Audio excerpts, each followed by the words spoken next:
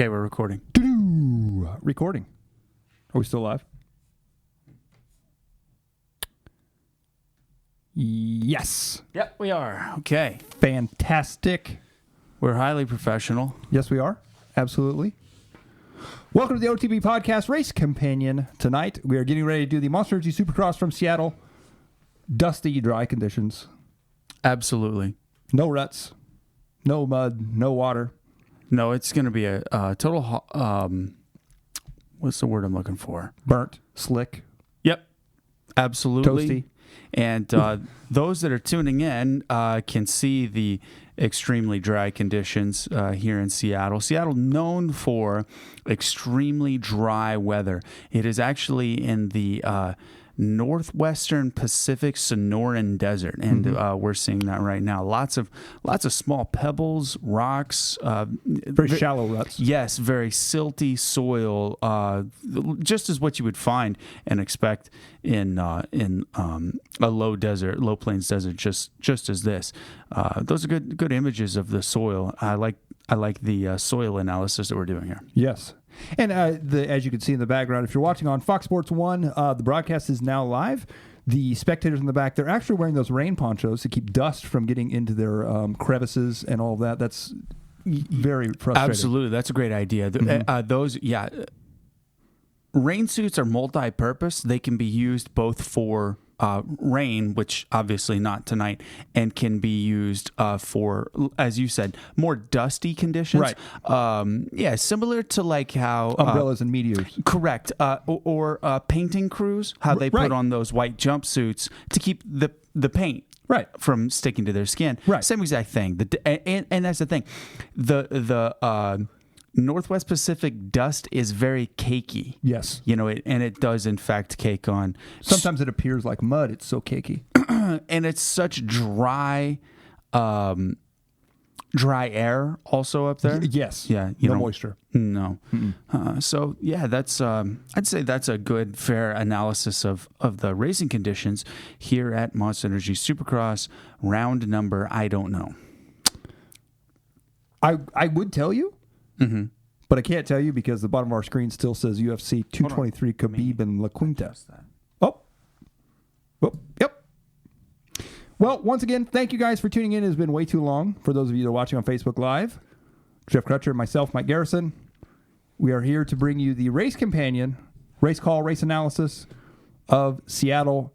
According to FS1, that's where you need to tune in. Tune in to FS1, Fox Sports 1, 6 minutes 40, 39 seconds, heat 1 will start. So I'm going to share this. In the meantime, let's just go ahead and check out my sweet year 2000 Shift Fastback jersey. And those of you who have been around motocross for a hot minute know that jerseys did in fact used to be cotton and not polyester. And this is a cotton. It's like wearing a long sleeve t-shirt, but it's actually thicker than a long sleeve t-shirt. They also did not used to fit like spandex. No. Now today's slim fit. Klingon. Yes, exactly. Back then they used to flap in the breeze. High static cling. Hi to everyone. Hello. Yes, thanks for joining us. Okay, so coming into tonight's hashtag Dust Bowl. You know what? That's what we're going to go with. We're just going to go from here on out. Hashtag Dust Bowl. Oh. Michael likes doing this thing. He does it every week. Single week where he will tune in live. Oh, gosh. I'm directing the wrong. Thanks for joining us. If you have any questions, comments, concerns, inside information, whatever, feel free to drop that into the comments section, as we are always keeping the comments rolling. We like to see what our hardcore fans are saying about the Over the Bars podcast. So we're going to go to the combined qualifying times of the 450 class, because that's the one that matters. Now, I'd like to point out here that Jason Anderson with a 113, Malcolm Stewart in second, also with a 113. Dean Wilson in third with a 114. And then the numbers start to plummet from there. 15, 16, 18, 18, 19, 20. And then our slowest rider was Johnny Bowler on the 542 Suzuki RMZ 450. Fantastic motorcycle. Out of qualifying session number 2, qualified in 37th. So congratulations, Johnny Bowler. Everybody makes it in. Wow. You didn't notice that? Not until you pointed that out. 37 riders made it into the main event. The 40-man night show. Now, hold on. Pump the brakes, everybody. Let's take a look at the 250s, because are you ready for this? All 39 entries. Last place, Deegan von Lossberg on a Yamaha YZ250F with a 133.648 is going into the night show. So congratulations to Deegan. Whoa, wait a minute. Are you telling me right now that both classes had less than 40 entries? Look at the fastest lap time. Oh, yeah. Let's talk about that. Brandon Leith on a Cowie 250F, total privateer entry on the top of the board with a 108, 115. Followed by Jess, is that Pettis? Pettis, yes. And Okay, then I don't want to sound like an idiot, but who's Jeff's Pettis? Jess, I don't know. Then Dylan Merriam, Adam Cincerillo, Savacci, Marquier, Plessinger, McElrath, Dylan Summerlin, Oldenburg, Starling, Moseman, Melross, Howell, Wageman, Sexton, Harrison, Castello, Blackburn, and Alex are your top 20. And then we get to Justin Hill, Philip Nicoletti, Kyle Chisholm, Blake Wharton, Keely Russell, Lionette, Oxborough, Lieb, Fry, Klakow, Hogan, Leitner, Cairo, McConaughey, Custer, LaFontaine, Scher, Stewart, and Von Lossberg. Those are your 250 class guys. So, yeah, again, everybody made it in. From my understanding, practice today, raining, could that have obviously played a part in this? Oh, absolutely. I'm assuming maybe the C group or B group went first. There was, yeah. No, it was all. Was it all one group? No, they didn't. No, they split it up. I don't know which one went first. We could look at the schedule here. Let's pull that up. Meanwhile, if you guys are tuning in on Fox Sports 1, you're looking at the track map right now. Now they're showing a lovely view of the track. Obviously, we've been talking about the conditions. I think it's going to be pretty exciting tonight. I think the ruts and the mud, as you said before we started the show, are going to bring out some underdogs, that's for sure. Okay, Jeff, what do we got here? So we had a consolidated practice timed qualifying operation where each rider only got one session on the track, and it went 250 Group B, 250 Group A, 450 Group A, 450 Group B. Now, normally I would see that and be like, okay, could it be any more obvious that the cards are stacked against the privateers? But everybody made it in, so, whatever. Well, and actually, in this case, if it's raining, Group B of a 250 class probably had a better track than Group A. They could have. And then Group A of 450 had a better track than Group B, which that would you kind of expect. Yeah. Sorry if I'm yawning a lot. I went riding today. In your jersey. No, I didn't. I wanted to wear this jersey so bad. So bad. But I didn't. I'm going to angle this down so we can get a better look at this. At this table? By the way, still raining in Seattle. There it is. The shift jersey. Check that out. It says Fastback, baby. Got this on eBay. $30. Have you washed it? No. Awesome. No. Absolutely not. So we've got Chase Sexton is on the screen right now. The first 250 heat is getting ready to come up, and as you know, whenever we show the the timing card, that's whenever we will you'll want to sync up with the live broadcast of us and the television. I was just looking at the visors of Chase Sexton and whoever's sitting next to him on the line. The whole foam on the visor has come a long way, as it appears now, if I'm not mistaken, that EBS 30-second card is sideways, by the way. Go actually ahead. has foam visor pieces. Yeah, that are fit for visors. Yes. Okay, it's handmade. Handmade. All right, we are off and underway. Heat race number 1. 30 seconds later, we're going to make our way to the first turn. Oh, we already got one rider down. Now, there's probably going to be quite a lot of that. As we can see here, that's number 52. Is that... Oh, wow, this is pitiful, dude. This is going to be some slow motion racing tonight, that is for sure. The funniest part about this is as these guys make their way around for lap number 1, we almost didn't get to do a race companion tonight, but it did in fact happen. But in between that time, we were talking about how slow motion the racing could be tonight, and I think, Jeff, you were right. Yeah, I did. My thought was it's very likely tonight that things are going to be a little single file, things are going to be a little follow the leader. And so far, okay, so third place, which is Cincerillo, right here, he's just riding in the same line that the two guys in front of him have rode in. That they don't want to veer outside of that one single line. Wow. Well, Mitchell Oldenburg going to be out front. It's going to be Martin Costello in the number 2. On. Oldenburg and Costello already down. Which, now here's another thing with this timed race. Ooh, with the timed racing... will they shorten the times, do you think, for the main? That's a good question. I'm not really sure. Because obviously they shorten the laps because it would take so long, but because now we're doing times, it would be interesting to see. I just want to say that whenever you see these guys that are obviously world-class, top-caliber riders rolling around going single, single, single over every jump, it gives you an idea of just how tumultuous the conditions are. And I mean, Oldenburg...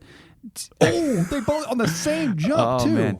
Yeah, they're just falling over. I mean, these guys look like, if any, God forbid, any new person to Supercross tune in and see this right now and see, wow, these guys are terrible at riding dirt bikes. Anybody could do this. I am blown away right now at how muddy the track is. Have you ever seen a Supercross this muddy before? It's been a long, long time, like back in Wyndham Daytona days, for sure. Cincerillo going to be out front. Shane McElrath in second. Chase Sexton in third. I got to be honest with you, I'm not entirely sure who we're looking at right now. I think that's McElrath, and I think that's Oldenburg after his crash. Oh, that's Sexton. That's Cold out. Probably going to be a lot of that. It's going to be a long night. Everybody go ahead and get their monsters out. Let's just go ahead and get the ceremonial cracking of the monster here. Not even the monster won't even open. Ooh. All right. Now we can make it happen. This is a Monster Rehab, and the reason that I drink these is because they have zero sugar content in them. Just FYI. As we're taking a look here, our battle right now for second, third, and fourth, I believe that's going to be Shane McElrath. McElrath could see right there. And I think that's down Oldenburg. Again. Yes. Yep. Oldenburg was going to make the inside move there, a slow motion move on McElrath, but I believe McElrath saw him coming, so decided, look at this. This is painful. This is so painful. But McElrath cut over on him. Whoop. Jeff, what is happening right now? What are we watching? Look, Sexton just fell over on a tough block. I mean, this is insane. These guys are... ninth place is 35 seconds down. Chris Howell in 14th is 66 seconds down. Wharton's a lap down. I mean, this is unprecedented. I can't believe that... hey, this is pro motorcycle racing. You got to race them. Would you agree that things are actually going to get better if it rains more? Because at this point, in my opinion, it's so gooey and so sticky that more rain is actually going to help these guys get around the track better. If it will slime up a little bit, yes. More water would actually make it better. Now, what these guys or the track crew really has to worry about is whenever the ruts will start to break through the water and then hit the concrete floor, then you're SOL. Has a Supercross ever in history been canceled? To my knowledge, no. Not from weather. Wow. It's been postponed due to lightning, but it's never been canceled. We've got an intense battle for the lead right now. Shane McElrath goes to the inside, takes over a wild lead. Adam C. I can't even take this serious right now. Adam C. Cirillo drops back to second with 55 seconds left to go. Dakota Alex is in third as of 10 seconds ago, but that could change with Sexton in 4th and Nicoletti in 5th. Nicoletti in 5th. Filthy Phil. Yeah, you don't hear that. So, okay, then you've got Castello Oldenburg, who's hit the deck like 17 times, still in qualifying position.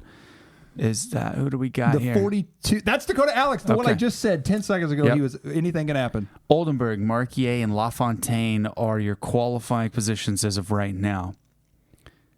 I don't think his bike's that hot, though, the thing about it. I mean, people may think that his bike is getting hot, but I don't think it's that hot. It's just puking a little antifreeze. I mean, here's the thing. Oh, McElrath stuck on the inside. He's stuck on the concrete. Just like, look.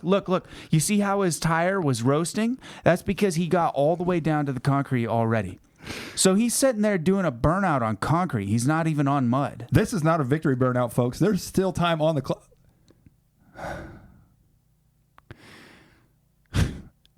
I got to be real. I was so excited for us to be able to come back and do this race companion, and I was really hoping for some. Thank goodness for the dig dug. You know, dilly.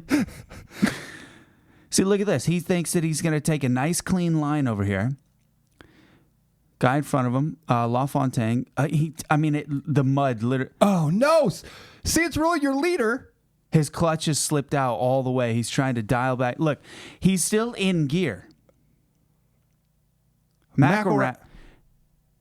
Mike, I don't. Can this continue? I was just going to say, I don't know if this can continue. We may not have a race here. Okay, I have to say something. Cianciarulo, he's a pretty funny guy. Yeah. And in this situation, he's still being funny. He just looked at the camera like, well, it happens. I think in this instance, the only thing you can do is be candid about the situation. Dakota Alex, currently in 5th, just fell right by. So Cianciarulo's still in qualifying position. But he can't move his bike. At least he doesn't have to hold it up. Now, hold on. Let's see. Yeah, he's not lapped enough riders if they just finish. Chase Sexton taking a heat race win. A quiet win. He has got to be happy with that. Oh, he doubled. Oh, does he know he's done? He may not know that the race is over. What? Now, I think they called it, Mike. Did they? Actually, yeah, because it said final lap, and then all of a sudden the race is over. Okay. See, for those of you watching on, honestly, it's real. If you're watching on Fox Sports 1, this guy, he cracks me up. He's just standing there like, yeah, I'm not going to dig dugs, get my bike. We don't have the volume going because we don't want it to interrupt with you guys and all that kind of stuff. So we actually have no idea what they're saying. So they may be saying something very important right now, but we have no idea. We don't even know what we're watching anymore. Now we're on the final lap. No, we're back to the final lap. Okay. Oh, no. Okay, well, that's fine. Hey, he's got Nicoletti could easily win this race right now. Do you think he knows that he's in first place? I don't think he knows where he's even at. This would be Factory Phil's first heat win of his career. It will be his best finish. He's got, 3 corners to go. JGR looking at a heat race win in the hands of Nicoletti. Wow. Who better to do it than Filthy Phil? But is this actually the final lap? That is the question. Yes, it is. Look. Are you sure? There goes the checks. There it is. There's a fist pump. Okay, so the timing and scoring is what was off. I can't wait to hear him on the podium. Let's turn the TV a little bit.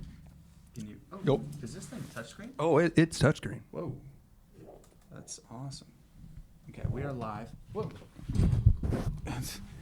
We're still getting back into the swing of things. Hey, we want to thank everybody for tuning in. Obviously, tonight is going to be a little bit different of a show, as the racing action is not quite as fast-paced as we had hoped. If you're watching here, if you're listening to us here on the OTB Race Companion, I'm Mike Garrison. This is Jeff Crutcher. Hello. Jeff knocked the mic off the table. We are in the official OTB headquarters. We appreciate you guys hanging in. It's been more than several weeks. It's been a minute. It's been at least about a month, yeah. Yes, in and out. We both have been doing this and that and never able to coordinate. So we're back here. If you've never watched the Race Companion, so the best thing to do, turn your TV on, FS1, or if you're watching on YouTube, live TV, or wherever you're watching, Fox Sports 1. We will let you know when the heat races and the main start. We'll say, hey, 30-second board is up. It goes sideways. If you sync it, then you can listen to our race call. And, of course, after each race, we have our professional analyst here who is analyzing something on the table, but I'm not sure what it is. That's Jeff Crutcher. Hey, everybody. Mr. Hanky. And Heat 1 is done. Philip Nicoletti has taken the win. Chase Sexton has taken second. Marquier has taken third. McElrath fourth. Oldenburg, Alex, Mosselman, McConaughey, and LaFontaine is going to be your top 9. Wow. Oh, I thought that said Brock Lassiter. It says Brock Lettner. Yeah. Wow. So the gentleman that was the fastest qualifier on the 388 Kawasaki, I already forgot his name, is he'll be in the second heat, I think. Is that how that works? That seems backwards to me. Yeah. Jess Pettis, DNF. Ugh. So he was. But there's Adam Cianciarulo, your leader in that one, and his bike just quit. Yeah. If you're a mechanic in Seattle this weekend, yeah, what are your thoughts? Well, the first thing that you would do is get on careerbuilders.com and find yourself a new job. It's over. Yeah. No, I would say, obviously they have special mud tires. They pack every single crevice filled with that foam that is on the visors. And they showed some clips of that on the TV also. The main thing I would say is running a coolant that is not like, obviously these guys are not running antifreeze. Okay. And they may have coolants. I would assume there would be a coolant that is better at cooling, not as good as at lubricating, because the coolant lubricates the system also. Okay. In addition to not the same way the oil does. Sure. But it lubricates the cooling system is what I should say. Now the water is the best coolant. Just pure water. But water has no lubricative properties whatsoever. So that's why people will mix 50-50 or put, people run engine ice or liquid performance, or they'll put water wetter in. Water wetter? Water wetter, yeah. Water wetter simply makes water slick. Makes water wetter. Literally. Yeah. Okay. So obviously keeping the bike cool is a major key point, and that's why they put those mesh filters over the radiators to keep the radiators from getting super hot. And then, I mean, honestly, I don't know what the best strategy would be for a clutch. A recluse? Yeah, perhaps, I guess. I don't know. But, here, let's go to Factory Phil's race analysis.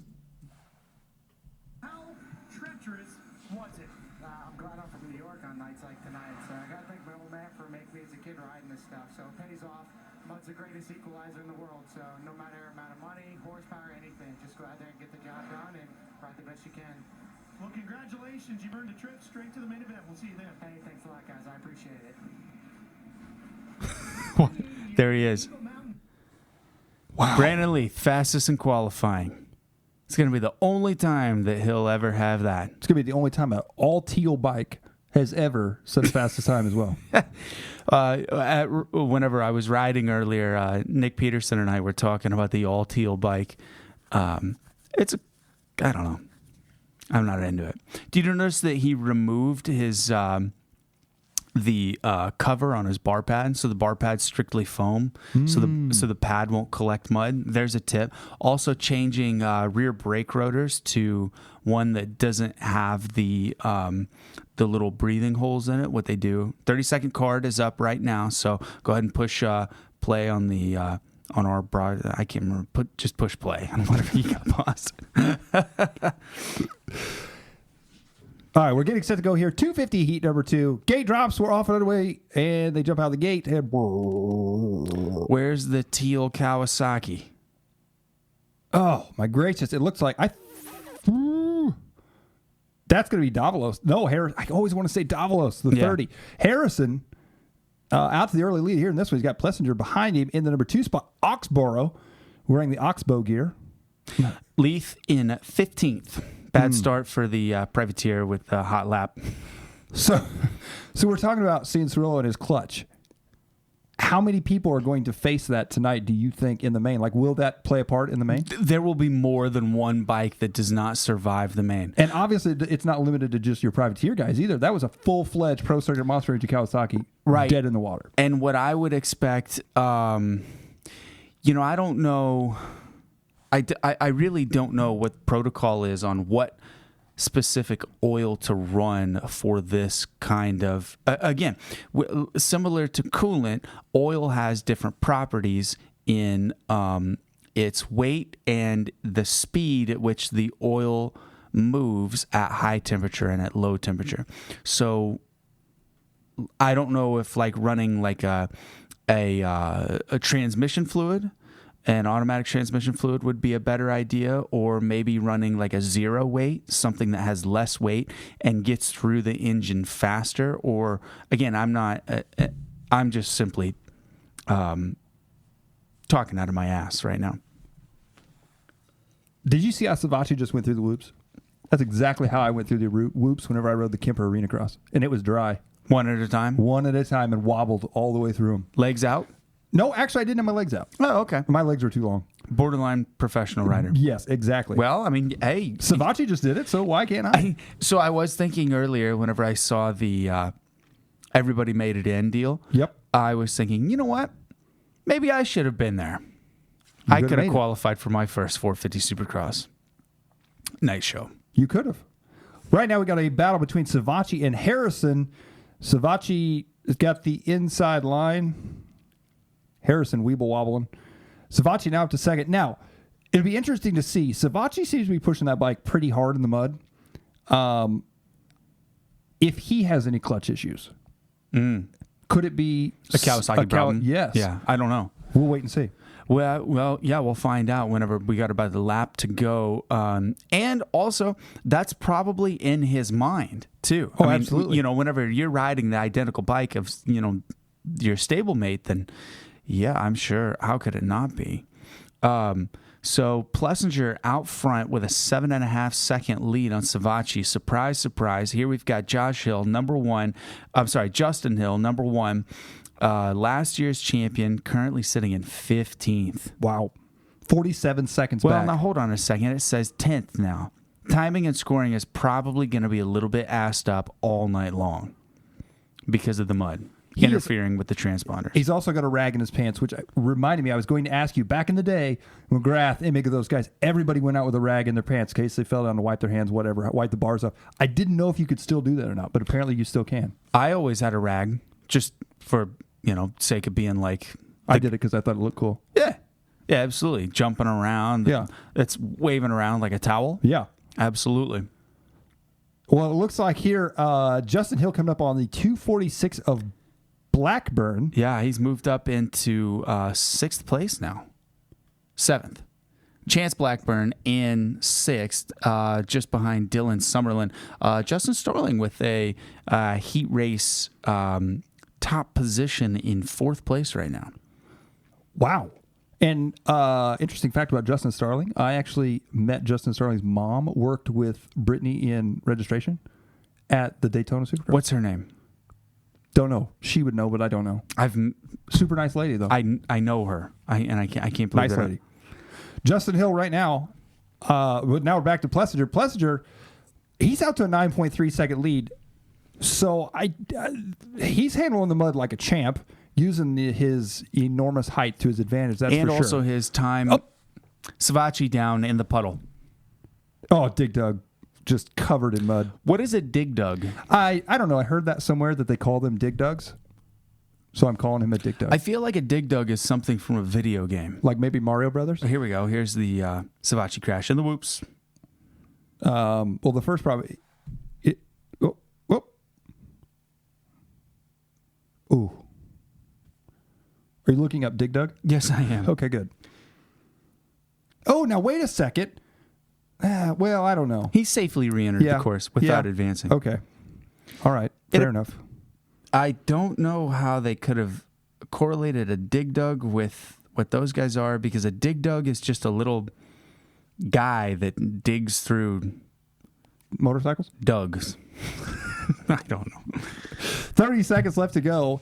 So he just crossed finish line, so he's got 2 more laps ahead of him right now. Plessinger out front with a 12.5-second lead. That was last time by the line on Savachi. Harrison, number 3 spot. Starling in that 4 spot. Justin Hill is up to the number 5 spot now.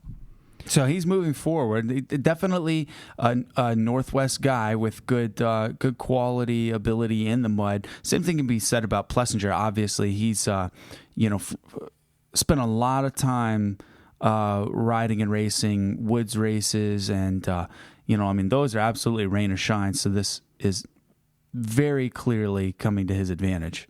I did not think about that. I did not even dawn on me that he's an off-road guy. Former off-road guy. Now all-star Supercross racer. Yes. That inside line's pretty brave. Taking that into that gigantic wreck coming down that section. So, okay, I think this is where we got caught up. Notice at the top of the left it says 2 to go. That's not necessarily true. That's just estimated time until the checkered flag. Okay.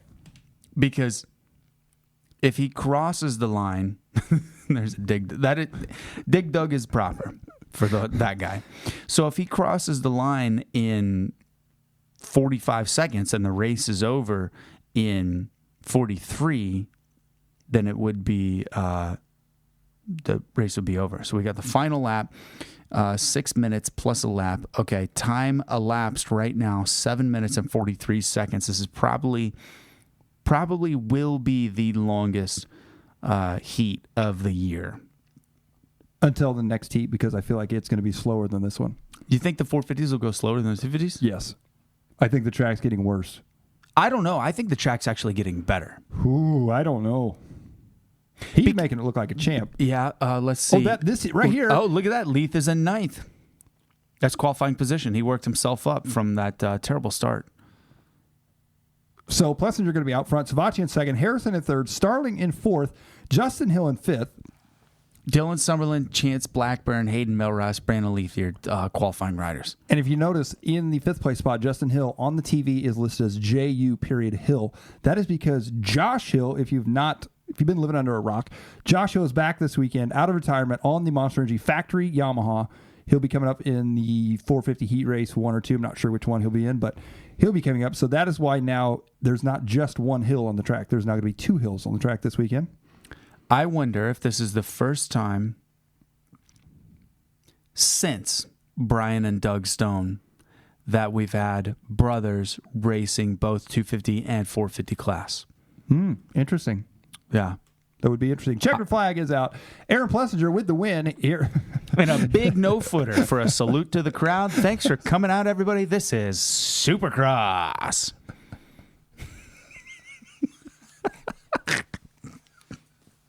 Oh, boy. It is going to be a long evening. Thank you for tuning into the OTB podcast. Oh, boy. Wow. All right. What do we got? Let's scroll through some of the comments here and see what folks are saying.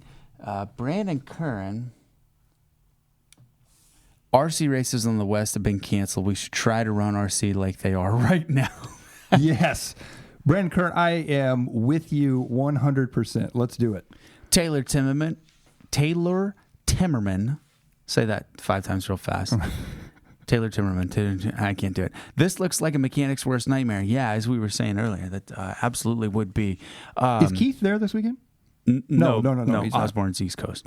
I wonder how many tear-offs these riders are using to line up. Probably 2 stacks of 7 laminates, so 14 tear-offs. Does anybody use roll-offs anymore? Yeah, well, I mean, they're offered. Let's see here. Cole Hendrickson. Oh, Cole Hendrickson makes a good point here. Didn't the Stewart brothers race 250 and 450? So yes, I guess. Okay. Yeah. Good point. Good point. Yes. I don't know why I didn't think it. Well, now hold on. Wait a second. Did they both race the same weekend though? Because they did it in the same year. But I don't know if Malcolm would have been on the coast. I mean, what year? I get. Yeah. Yes. Yeah, for sure. Good point.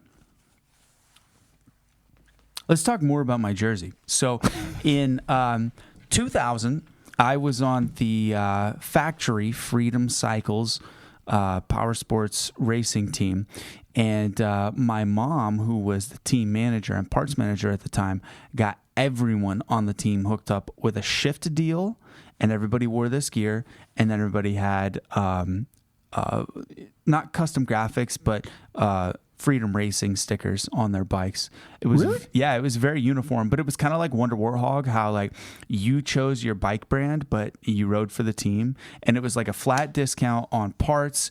Everybody wore shift gear, and then had the Freedom Cycles. Dude, it was a cool deal. I mean, and there was I did not realize that. Yeah, there was a lot of riders too. I think that there was almost 20 riders, and obviously it depended on your skill level and how much you raced. And I mean, the cool part is like Freedom had a package for everybody that wanted to be part of the team. If you were a beginner rider, like Nick York, who was riding 125 beginner at the time, fully decked out head to toe in shift and Fox gear, had this badass RM125 that he bought from the dealership, and then got like a 15% off on parts just across the board. Really? Didn't matter what it was. Yeah, because he was on the Freedom team. And then guys like who else was on that? Jed Sharp, Missy Clark.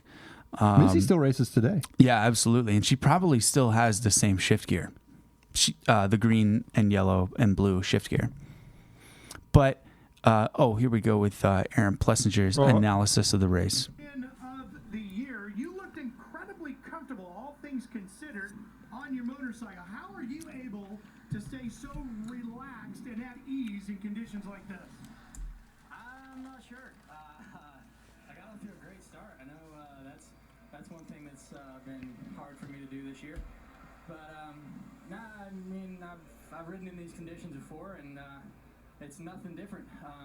All the GNCCs had every single race had a section or two like this, and it's all about keeping your momentum and not stopping. It's the worst thing you could do is stop. And yeah, I mean, I've worked with the whole team today, just trying to figure out a setup, and yeah, they got it working right. And yeah, just like to give it a shout out to him, or the whole team: Monster Energy, Yamaha, Star Racing, Yamaha, Thor, ODI grips, Toyota Vescandido, 100%, Bell, Alpine Stars. You know, everybody at home watching it could make it, and yeah, that was a great race. I'm ready to get out there for the main event. Well, your dad is a two-time GNCC champion. Be proud of you for the way you rode that one. We'll see you in the main. Thanks, Rick. So he really waved that monster can around a lot. I actually noticed the last Supercross that was on TV, all the monster guys really made sure that the monster can was like... Yeah, it could be a marketing initiative. I also noticed that they were drinking air because they never swallowed. They were doing... It's filled with water. The ones they were not, because he didn't tip it back. Who had the... I had to like you pulled it away from... Yes, that's what he did. He was like talking, and he's like, I just want to thank all my... And it wasn't... And there was nothing coming out. But it wasn't a bottle? No, it was a can. Okay. Yep.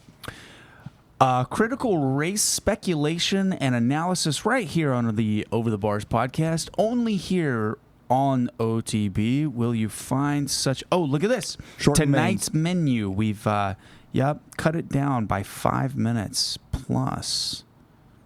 Let's see. How much? What's normal? 15 plus a lap and 20 plus a lap? Yep. Now we're down to 12 plus a lap. Which, I mean, that could only be 6 laps. Yeah. Yeah, let's see. I didn't see what the times were. So here we are. There's Josh Hill. Yep, there he is. 7:51 this is the weirdest thing in the world to me. The fact that they pulled Josh Hill out of retirement to hand him a factory ride for the weekend. Of all the people that are lined up that have been racing, and Josh Hill got it. Yeah, but he's been riding Supercross the entire time that he's been quote-unquote retired. Well, that's true. We're off and underway. Into the first turn we go. Heat number 1 of our 450 class. Oh, I thought that was Josh Hill. Cooper Webb with the whole shot. Marvin Musquin in the number 2 spot. As they work their way around, looks like it's going to be... Oh, that's going to be Malcolm Stewart up there to the number 3 spot. There's Tickle in the 4. Josh Hill sitting in 5th. Have you noticed... Oh, 3 wide.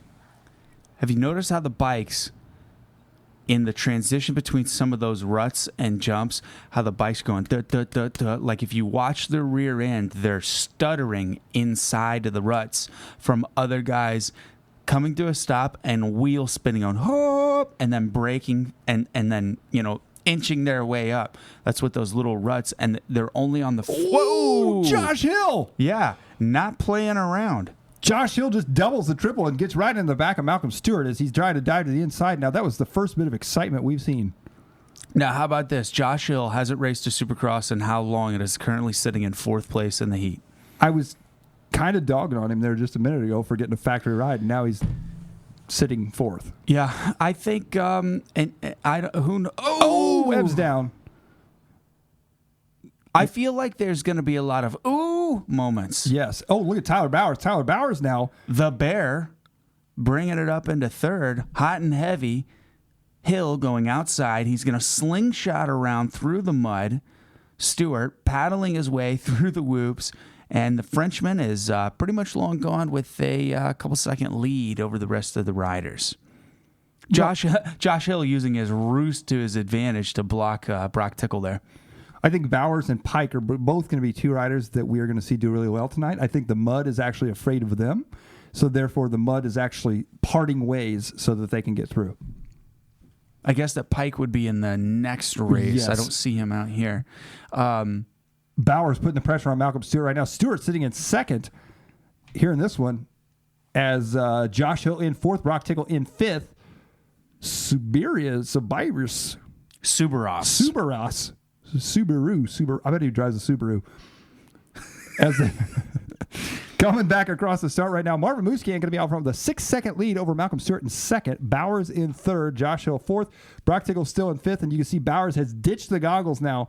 So Bowers, that's a risky move this early in the race. Yeah, that's pretty ballsy this early in the race. Back to you, Mike. So I just noticed the local hero, Benny Bloss, currently sitting in 15th place, now 14th, dicing his way through the pack. On 3 days ago on Instagram, he posted this photo of him in the mud saying, "Hope Seattle's like this." And I'm waiting for you to pull through for that one, Benny. You talk a lot of heat, brother. He's coming. Let's put it in the meeting. He's coming. He's got 2:45 left to go. Yeah, absolutely. Meanwhile, Bowers is taking over 2nd. Yeah, anything can happen in a minute or 2.5 minutes. Can we take a moment to look that Bowers now is only 4.9 seconds back from Musquin. Musquin had a 6-something second lead. So Bowers is actually catching him right now. And in 2:30, 4.5 seconds seems like a lot to make up, but not in these conditions. And yeah, anything can.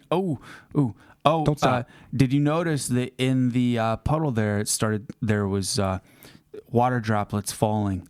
So it's actually raining at the races right now, which could make this surface easier to race in. Which actually, don't stop, Justin. How about Supercross going from the Nut Up Livin' 100 Suzuki team who bailed on their rider this weekend? Did you hear about this? No, I didn't. Okay, so yeah, he's actually riding an HEP Motorsports Suzuki right now.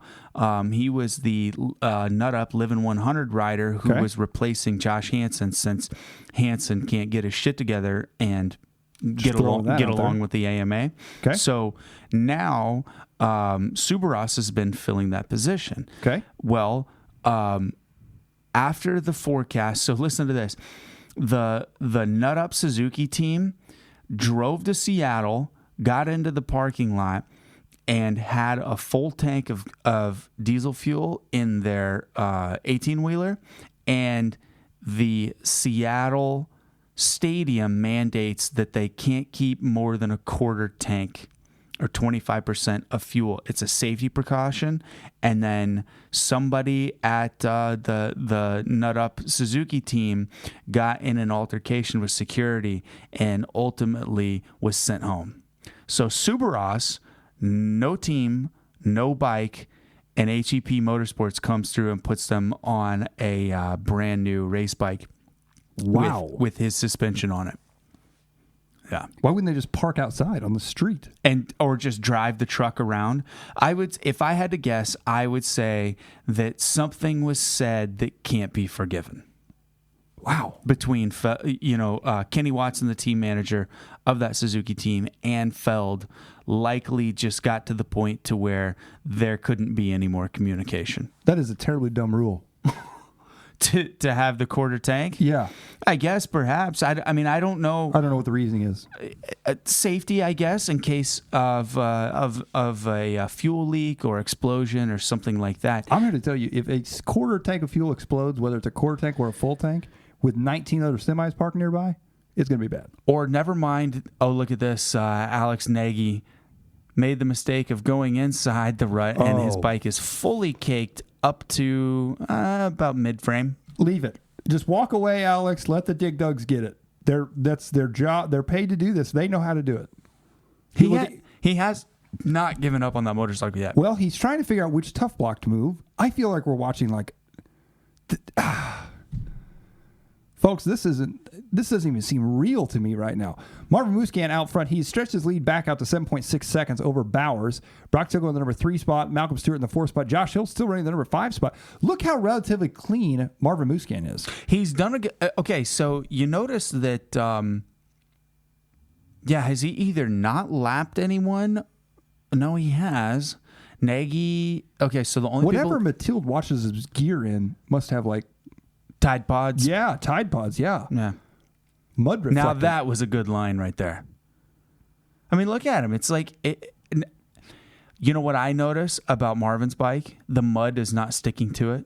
That whoever provides that team with whatever. Look at it, and look at this. Tickle's in second. So the two factory KTMs are in first and second, likely due to the mud not sticking to the motorcycles. So what they could have done is completely said, screw it with the brakes, and just oversprayed the piss out of the motorcycles with SC1 or whatever Motor X's equivalent is. So SC1 is a shine and polishing spray for the that Maxima makes, and you want to talk about the anti-coat, nothing will stick to SC1, and I mean nothing. Now the problem is, whenever you use SC1 to properly coat the motorcycle, you have to spray everything. Now, you want to talk about slicker than black ice. That stuff is the second that it makes contact with your brake rotors, kiss them goodbye. It will absorb into the pads and ruin the brake pads. So it's likely that he's riding with minimal braking power. And it's called drag brake. You just let off the gas. Checker flag is out. Marvin Musquin. Talk about SC1. I ordered a case of that. I soaked my RC cars in it. Right on. Yeah. Yeah. So Marvin Musquin takes the win. Not a speck of mud on him. Nope. He's so happy that he won. He's doing rooster tails off the back sides of some of the jumps. So the dirt, I feel like the dirt is getting a little bit better. I cannot wait to see some of the moto dubs that come off of this race. That's what I can't wait to see. Brandon Curran's brother uses baby oil for his dirt modified. That's a good tip. Baby oil. Never would have thought to do that. I would not have either. So, guys, feel free to go ahead and push that share button.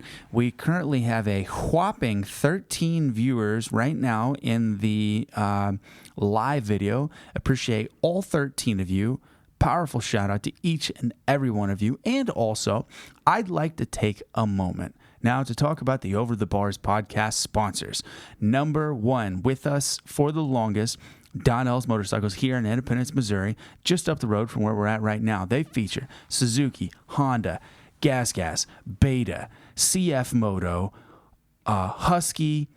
I'm sure there's more manufacturers. It seems like the list keeps growing on and on. Powerful shout out to Bart at Donnell's Motorcycles. Go in and buy yourself some parts. They've got fully stocked Fox gear. If you would like to pick yourself up some shift gear, you'd want to go to Freedom Cycles, fully stocked and shift gear. Also, thanks to Bikeworks LLC, that's Nick Peterson's operation, professional wrenches turned at an affordable price. Did you come up with that?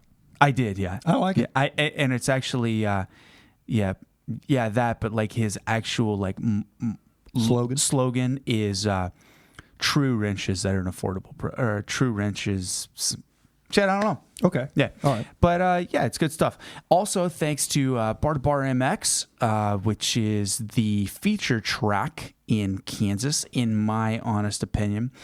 Bar2Bar is located in Mays, Kansas, just northwest of downtown Wichita, one of the finest facilities here in the Midwest. They've just run their AMA Loretta qualifier and had a whopping, are you ready for this? 750 entries on Saturday. Wow. Yeah. 750 entries? At a Loretta qualifier, yes, sir. I actually thought when you said, are you ready for this? A whopping, I thought you were going to be like 85 guys. Oh, no, sir. No. A whole bunch. Wow. And let's see. Okay, so, yeah. Also, Bar2Bar is part of the KMCS, Kansas Motocross Championship Series, also a sponsor of the Bar2Bar podcast. Of the Over the Bars podcast. And check this out. So we've agreed to be a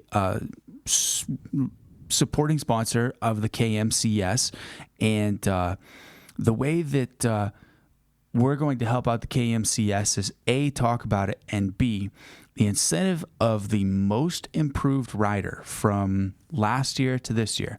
Doesn't matter, mini bike, big bike, vet rider, whoever it is that has put the most effort in and given it their all, stepped themselves up from their results last year into this year. And we're not even talking about, you don't even have to win the championship. Let's say that you go from 8th place in 250 beginner last year overall to 2nd place in 250 novice. That's a pretty big step up. Now, whoever that rider may be, and it will be determined by us and John Paul Powell, the director of the KMCS, and we're going to have their own podcast episode with the winner of the most improved rider. So now let's listen to Marvin drone on for about 35 minutes.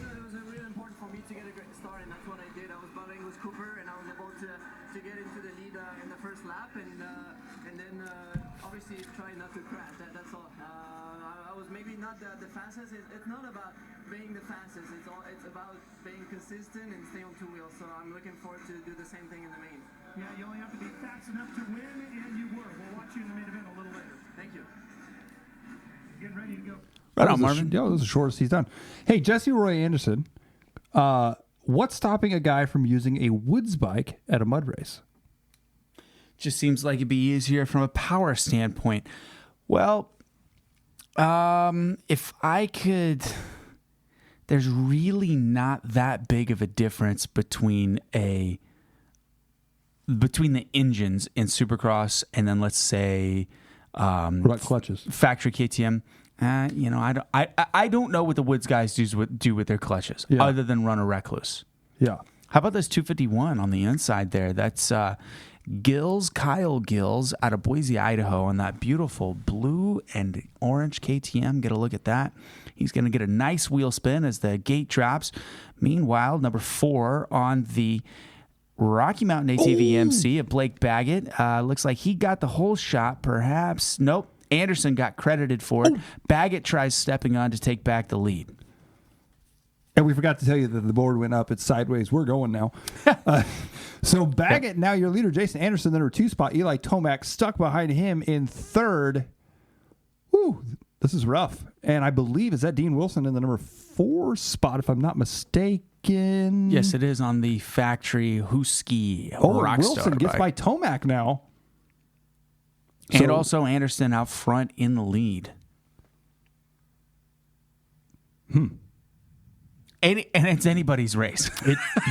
Just because Anderson is in first place does not mean that he's going to win this. Absolutely not. As Anderson works his way around right now. Oh, Anderson, hang on to her. Back into the number 2 spot, Tomac. Vince Friese showing up into the number 4 spot now. Wilson in the 5 spot.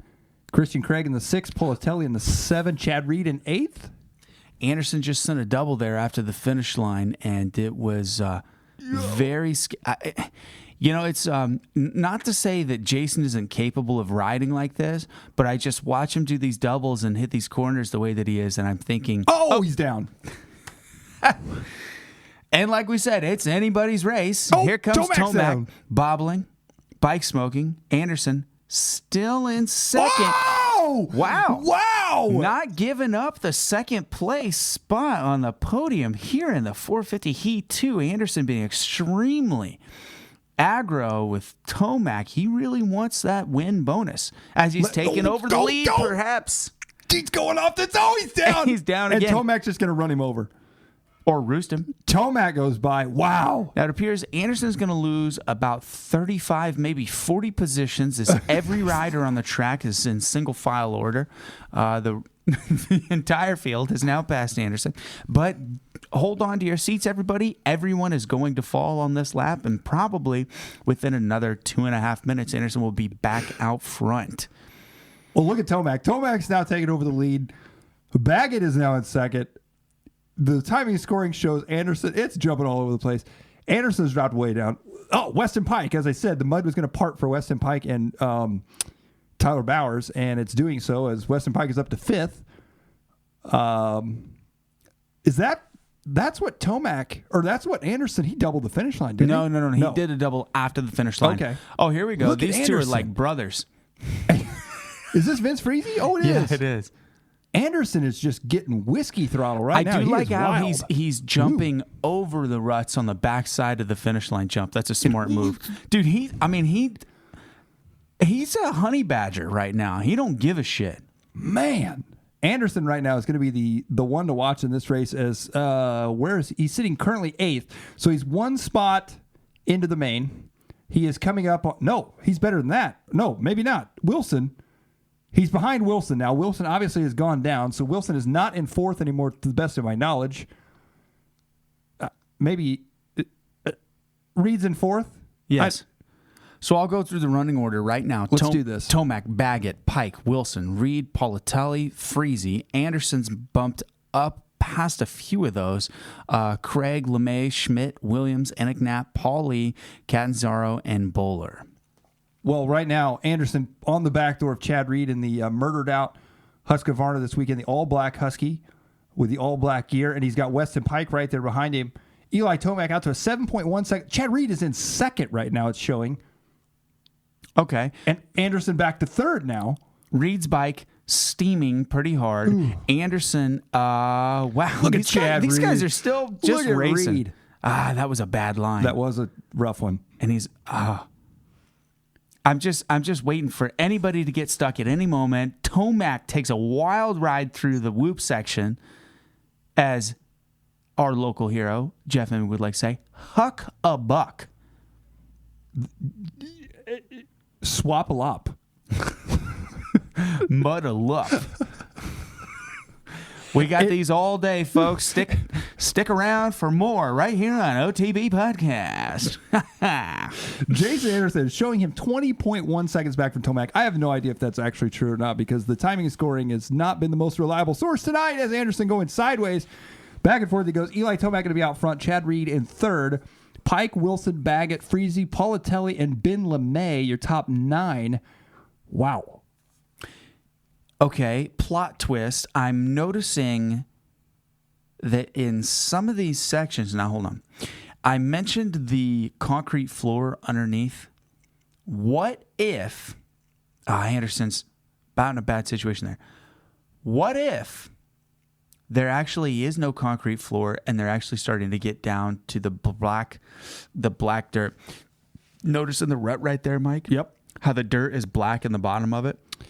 I think if they're starting to get down to the black dirt of the actual ball field underneath, I think that A, Feld has a big fine coming, and B, who plays Seattle Seahawks. I think the Seahawks are going to be very angry when they twist their ankle in a 450 rut. And there's Christian Craig collected in the middle of a straightaway, no longer in qualifying position. Okay, and Pike has worked his way now up to the number 4 spot as he muscles by Dean Wilson. Oh, no, Dean Wilson going double there over the triple. And that's saying a lot. Yes, it really is. It almost looks like they put sand in there. I don't know where that lime, black maybe? dirt is coming from. No, because the lime actually makes it ruddier. Oh. But it really, truly does look like they brought dry sand in somewhere. Christian Craig is done. He's had enough of this shit. He's not getting paid enough to do this. Well, don't go that way. What is he doing? He's just riding around. We got 2 laps left to go, it looks like. Oh, white flag is out. Eli Tomac. Wow, this track is really bad. With a whopping 30-second lead above Anderson. Reed in third. This will be his best finish. Look how they cut down. The top of the triple. Yeah. This will be his Reed's best finish so far this year in any heat or race period. Now, my question is, what are they going to do? Obviously, they take the breaks to do the track maintenance. You can't take a dozer out there. I don't know. I really don't know. I don't know what the plan is. Man. Now, obviously, they did track maintenance after practice in some of the sections. So I think that the track will be partially cared for. But a lot of that, you can't put a dozer in between there. The only way to prep it is to level it. I'm also going to take a shot in the dark and say that your KTM Junior Supercross is probably canceled for this evening, as they haven't made it through the tunnel. That was funny, Mike. I'm just saying. Sorry, folks, no 50s, as we got a nice, quick little shot of Edwardsville, Illinois' own Bubba Paul Lee on the TXS Kawasaki privateer entry. Teammate with Michael Acaden. Bubba currently sitting somewhere in the lower teens. Let's see. Timing and scoring shows him in 19th, still behind Christian Craig. Hasn't quite got. This says he's only done 2 laps. Well, checker flag is out. Eli Tomac takes the win, and he shakes his head as that obviously was not. Notice that he's far muddier and dirtier than Muscan was. Yeah. Now, was that because of the top secret spray technology that the KTM team is using? That's a very good question. We'll have to see here. Checker flag is out, but he had such a big lead that I don't know that these other riders have finished. No, okay, as they come across the line, it looks like Weston Pike is going to finish in second. Look at Austin Politelli. Wow, Austin Politelli takes third. So Dean had a rough lap that last one as he drops his way. Oh, wait, I'm sorry. We're down. The thingy is scrolled down. My bad. Tomac, Anderson, Reed, Baggett, Pike, then Politelli. Still a good ride in 6th. Wilson drops to 7th. Freezy in 8th. And Ben LeMay looks to have finished in the 9th place spot out of Wasilla, Alaska. So we've got Colorado, New Mexico, Australia, Canada, California, Florida, and Missouri, and Alaska in the main so far for the 450 SX Heat 2, 6 minutes plus 1 simple lap. Only 10 minutes and 25 seconds. So to put it in perspective, what did they cut the 250 main down to? 12 minutes plus a lap? Is that what it was? Yes. 12 and 17. Yes. So that race right there, it will, that's about a minute shorter, if that even. Well, we still have riders on the track. Yeah, so the 250 main will be about a minute shorter. 6 laps. Look at that. I called it. And look at the section 1 time of Anderson, 33 seconds. Section 2 is a 1:01. Fastest lap time of that race was a 1:19.6 by Eli Tomac on lap 3. Last time around, though, he had a 1:29. Wowza. Let's take a look here at some of these lap times from... If you guys are just tuning in, welcome to the OTV podcast. Race Companion. I'm Mike Garrison. This is Jeff Crutcher. We're trying our best to do a race call and some race analysis from tonight, but facts is the Monster Energy Supercross here tonight from Seattle CenturyLink Field is a muddy, hot mess, and quite frankly, the racing is very slow, very, very slow, and everybody is crashing, so it's anybody's guess at this point.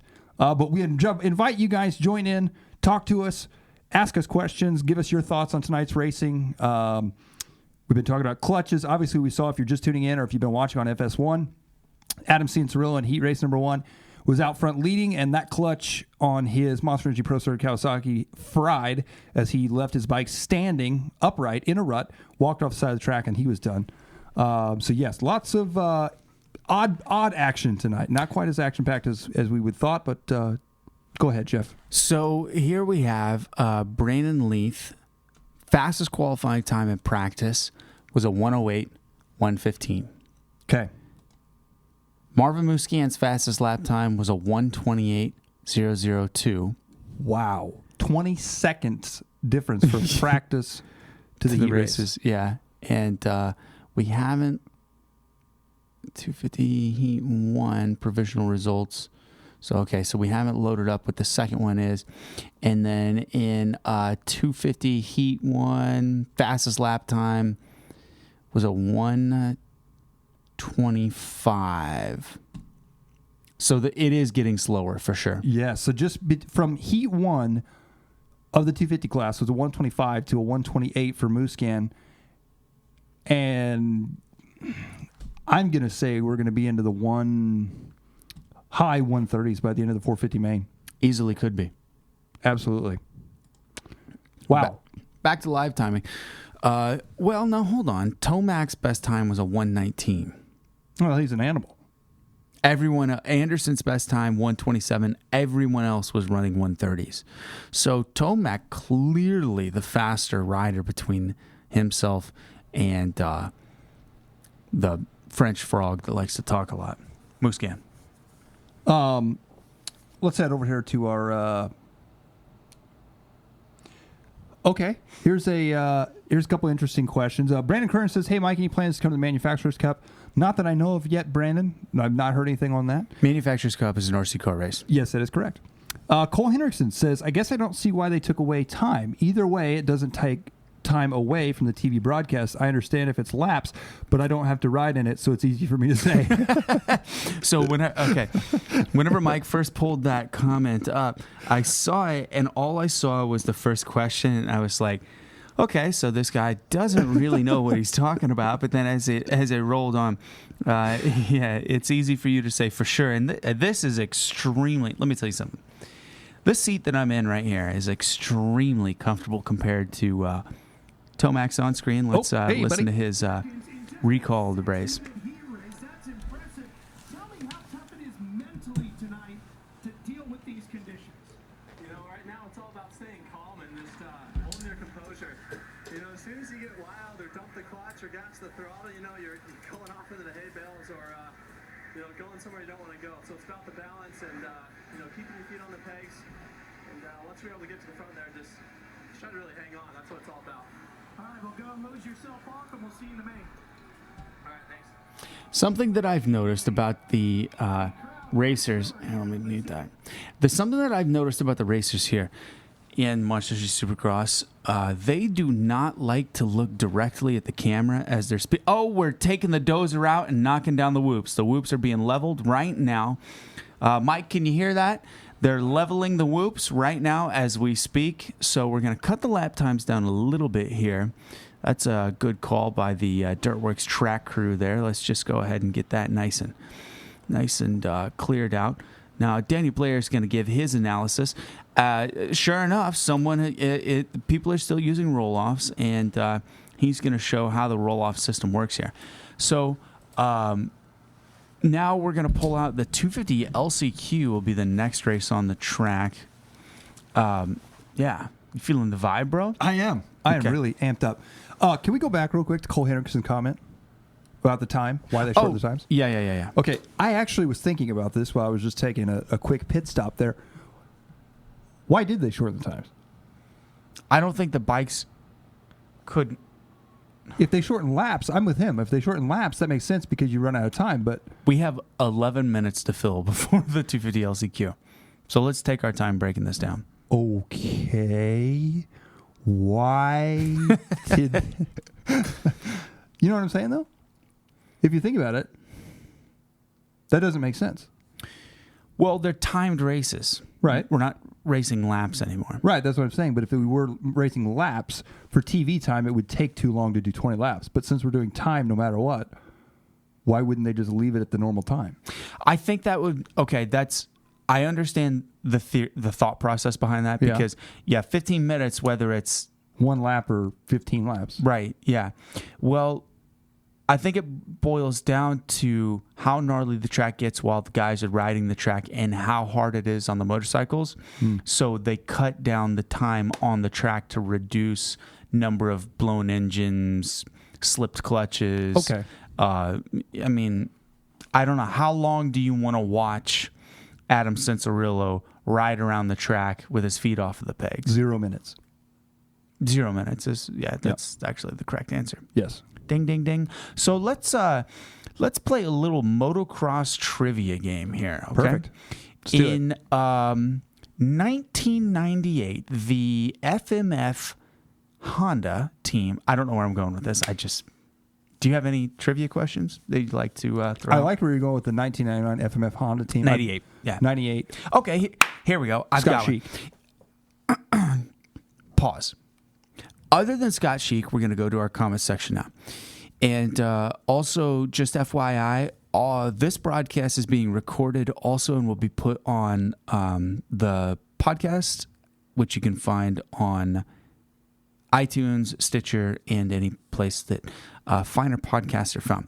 Okay, so name 2 riders from the Honda FMF team in 1998, because there were 3 riders, and all 3 of them were 2-digit riders. Actually, no, hold on. One of them had a 3-digit number. Can you name the number, Mike? 7-Eleven. Okay, so let's go to the comments and see if anybody gets that right. Also, other than Scott Sheik, which I don't know what year Scott Sheik rode for the FMF Honda team, but we'll just, you know what I just realized? People are probably watching this and Googling 1998 motocross FMF Honda. Yeah, I mean, they are watching on a mobile device or a computer. It's very possible. Adam Goley with the win. Brock Sellards, indeed. Actually, to be honest with you, I did not remember Brock Sellards. So the extent of the team, I believe, was Sheik, Sellards, Talon Volan, thank you, 7-Eleven, and David Pingree. Oh, I forgot about Pingree, too. Yeah, this was after Pingree's stint on the Primal Impulse, or no, Bill's Pipe Suzuki team. Maybe before. Shit, I don't remember. I got one. Okay. 2 riders. Who were they? Don't remember the year. Manchester Racing Honda. Damon Bradshaw. Yes. And I blipped his throttle before practice to keep his bike running while he put his goggles on. I will never forget that moment. Jamie Dobb. Nope. I'm thinking of guys wearing... Was the other rider wearing Axo gear also? Yep. On a Honda? Yep. 250 or 450? 125 or 250? 125. He won 1 Supercross. Dude, I have no idea. Robbie Skaggs. Robbie Skaggs? Yes, and he was at... Richard and Juanita Basinger own Dragoon Motocross Park, or they did. Dragoon Creek. Mm-hmm. And Robbie is their grandson? Yes, grandson. And he came there for just a whatever amateur race. And I was so Dunlop starstruck. days? It might have been, actually. And I was so starstruck. And we were sitting... I was there with Chance West's dad, Dave West. Yes. And we were in his like under his easy up, just looking at his bike, and he was like, "Hey, you want to keep that running for me?" And I was like, "Oh, Yes, sir, I do. yeah." So I said, "Ring, ring." It was super cool. So Trevor Halfman said, wasn't Talon on a green bike? Yes, he was later on the Split Fire Kawasaki team in 2000, I believe, was whenever he was on the 711. Let's see. That would have been Talon Volan, Nick Way, Nate Ramsey? and Nathan Ramsey. Yeah. Good pull. Okay, so let's go ahead and pull up. See if you can type in Robbie Skaggs Manchester Honda, because I want to see a photo of this.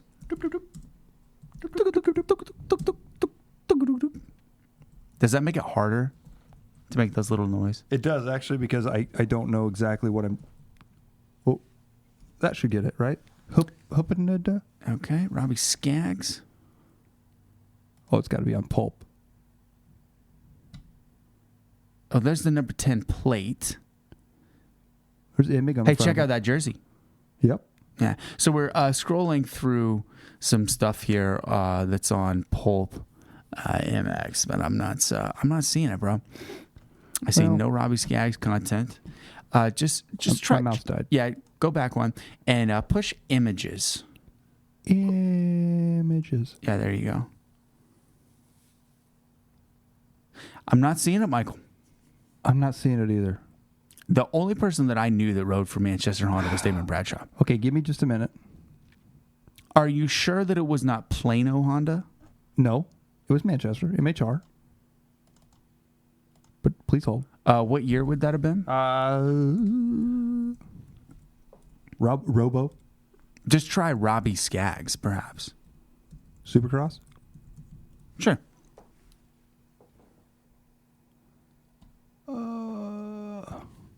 There's Talon Voland. Yes, there's Talon Voland. Not seeing it, brother. No, I know it was.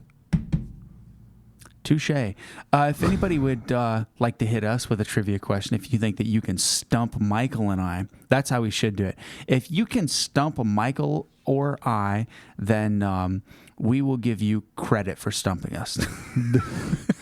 Or if you can send us I had that gear. That was my first set of gear right there. The green and 1995 green and purple Fox gear. Yes. Beautiful stuff. Not really, but yes. So Fox came out with that Boba Fett edition gear. Did you see that? Bobo Fett. I take it you don't know what Boba Fett is? No, what's that? Boba Fett is a character in Star Wars. Oh. And they came out with Fox last year did Star Wars and Iron Man gear, both. Okay, I remember that. Yeah. I didn't know and that. the gear it was the same exact colors. Mike, you're really reaching down here, I'm brother. really trying. If somebody finds a picture of Robbie Skaggs on a Manchester Honda, that would be fantastic if you could send that so I could prove to Jeff that he did ride for Manchester Honda. Okay, so check this out. Click on this photo of number 142 there. Okay. What just happened? I don't know. That was odd. Who do we have here? That's Ryan Dungey. Okay. Do you notice, and this is a fun little thing right here. Okay, 1997 250 Outdoor MX winner was Jeff Hemming.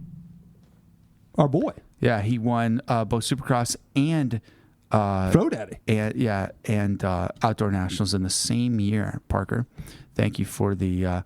Let's see. Yeah, that's our only question so far. Okay, so anyway. Oh, you want to go back to this? Yes.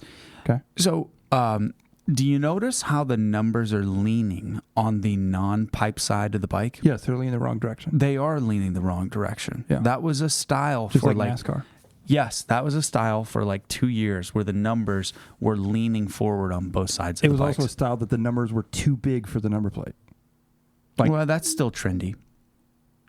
Kind of. Kind of. A little bit here. Okay, well, I guarantee you he did. Call Juanita. Let's see if anybody... Look, right there. Dragoon Creek Motocross Park. Type in Robbie Skaggs, and that's what comes up. How Beautiful. about it? Yeah. All right, I'm going back to timing. Any other... We have less than a minute till the last chance qualifying. I'm really excited to see how the track's going to turn out for this one. Hey, again, thank you guys for tuning in. Greatly appreciate you guys watching here. OTB Podcast, Jeff Crutcher, myself, Mike Garrison. We are here doing our race companion from the Monster Energy Supercross CenturyLink Field, a mud boggy race. Not our typical race companion, Jeff. As quite honestly, it's It's like watching a circus. Here you go. Would you rather call a mud race Okay. or Triple Crown? Triple Crown. Really? Yes. You feel like the Triple Crown is... Okay. Whenever we were doing the Triple Crown episodes, it was hard. It was. I don't know what it was. I guess the downtime in between the races was Yes. really hard. For some reason, this doesn't seem quite as annoying. And you notice... That's true. It's all... Okay, hold on. I want to go to the schedule here. And That Alaskan pollock from... Long John Silver's looking real good. Yes, it looks delicious. Now, hold on. I want to go into the event program because there's a chance here that they may have sped things up. How do you speed up live TV? I don't know. They could cut the program, down a little bit. 8:39, which is 10:39 our time. So 10:22. Nope, they're right on schedule. Now, this is something we haven't seen this year. Adam Cianciarulo in the last chance qualifier. They've got the notables here of Kyle Chisholm, Dylan Merriam. Those guys don't surprise me in the last chance qualifier, but Adam Cianciarulo, that does surprise me. Oh, look, we did a little bit of track maintenance here. Well, yeah, that looks great. Looks awesome. It's going to be really square edged on the back sides and front sides of the transitions for those jumps. 30-second board is up. Yep. She's cute. I don't know what else to say right now. Board is sideways. Guy can't start his bike. He needs electric start. Gate drops were off. And he got did it done. Whoa, pull a whole shot, buddy. Who is that? 427. Ladies, look at this. Deegan von Lossberg. Oh, big pile of, in the first turn. Oh, he's going backwards. Oh, what is this guy? Unbelievable. Wow. Adam Cianciarulo with the whole shot. In the second place spot, the 427 of von Lossberg. If you just missed that, he couldn't get his bike to start. He started his bike moments before the gate dropped, and now he finds himself in second. What a start. And also, may I note, Deegan von Lossberg was the slowest qualifying rider of the entire field, now about to make it in. Now, this is the way to do it. You go out, you just ride around, you put in your single lap to get yourself qualified. I use the word qualified into the main very loosely. And then lay it down when it really matters in the 250 LCQ. I'm a fan. Good strategy. If you look at the scoring as well, look how many Yamahas. Oh, got the camera. Yeah. Good work. Camera guy's going to need a wiping cloth there. Yeah, wow. Lots of Yamahas here in the 250 LCQ. Yo. As they're working their way around, I'd love to tell you who these people are. Have not a clue. Blue guy. Oh, that's Chisholm. Kyle Chisholm. Blue guy. Blue guy. A lot of blue guys out there. Was that Pettis that went down there? I believe that it was. More trouble there. Oh, that's von Lossberg. So von Lossberg has been down, so that's going to move Chisholm up to second now. More blue guys covered in mud. It's just going to be hard because 2nd through 8th, they're all on blue Yamahas. And most of them wearing blue gear with white rags. Yeah, the rag waving around really looks fun. It's festive. It is. It's kind of like the tassels on the end of a bicycle from like Walmart. Absolutely. Streamers. Ooh, streamers. You're talking about the square edge right there. Yep. That one is very square. So Adam Cianciarulo out front leading this one. However, the kicker to this is exactly where it was in the heat race.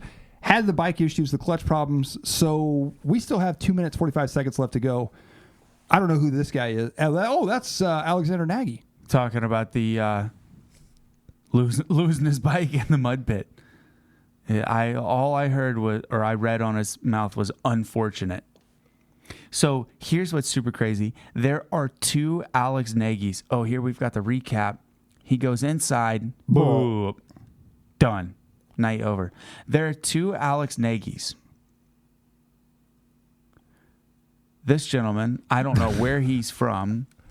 And then there's another guy from like Oklahoma or Colorado that's a woods racer. Same name? Same exact name. Wow, that's very odd. Yeah. That'd be like 2 Adam Cianciarulos. Yeah, perhaps. Well, look at him busting out doubles through the rhythm section like a madman. He really was. And it looks to me like Cianciarulo is staying relatively clean. So clearly on the way by, he stopped by Marvin Musquin's pit. Mathilde obviously dealt with his gear and graphics as well as the bike is staying clean. Shout out Tide Pods. If you're interested, go to your nearest retailer and buy yourself a new set of snacks. Don't eat them, just wash your bike in them and gear. Cianciarulo out front. Pettis in second. Chisholm in third. Wageman up into the number 4 spot. Russell in the 5 spot. Scherer in the 6th spot. Merriam, Custer, Hogan, Wharton. Blake Wharton. I was really expecting, obviously tonight's conditions are a little bit different, but I was really hoping to see a big bang out of Blake Wharton for his return. I think that Wharton made his statement last round at the in Indianapolis. I don't think that. See, okay, this is a I have a loose mic. I have a loose mic. This is a I have heart type statement race. Okay. Wharton just making his comeback in the pro ranks. Obviously, his heart hasn't been in it. Okay. It would explain why he's just out there riding around. Or he could just be a dog shit mud rider. Well, I mean, you're throwing it out there, you know. I mean, this is a night of options. A night of who knows. That's very true. As you can see, Cianciarulo going to be out front. 12.1 seconds ahead of Pettis right now. And now here's going to be the tricky part. Cianciarulo is going to come into lap traffic.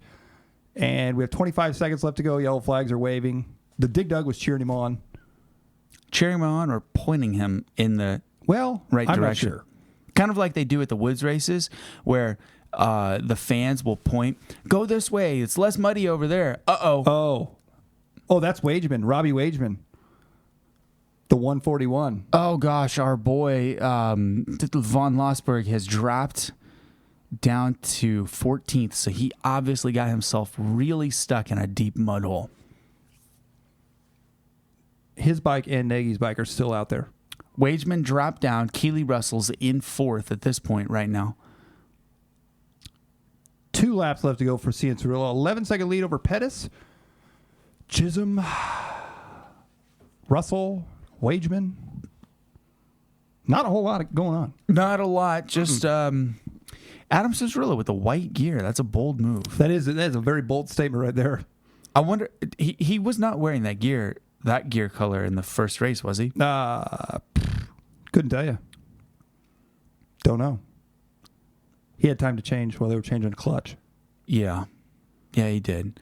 So final lap, 7. That's Russell. 15, Keely Russell. Yeah. Is that bike going to make it?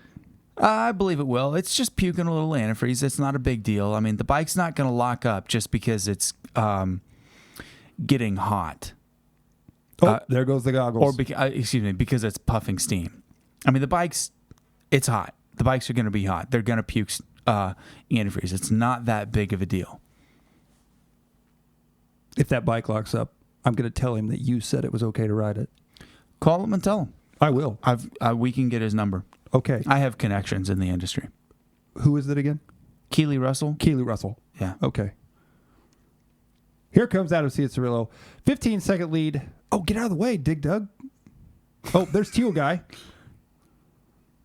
Rough go for a lot of these riders. Yes, Cianciarulo, he made it. Yes, one-hander.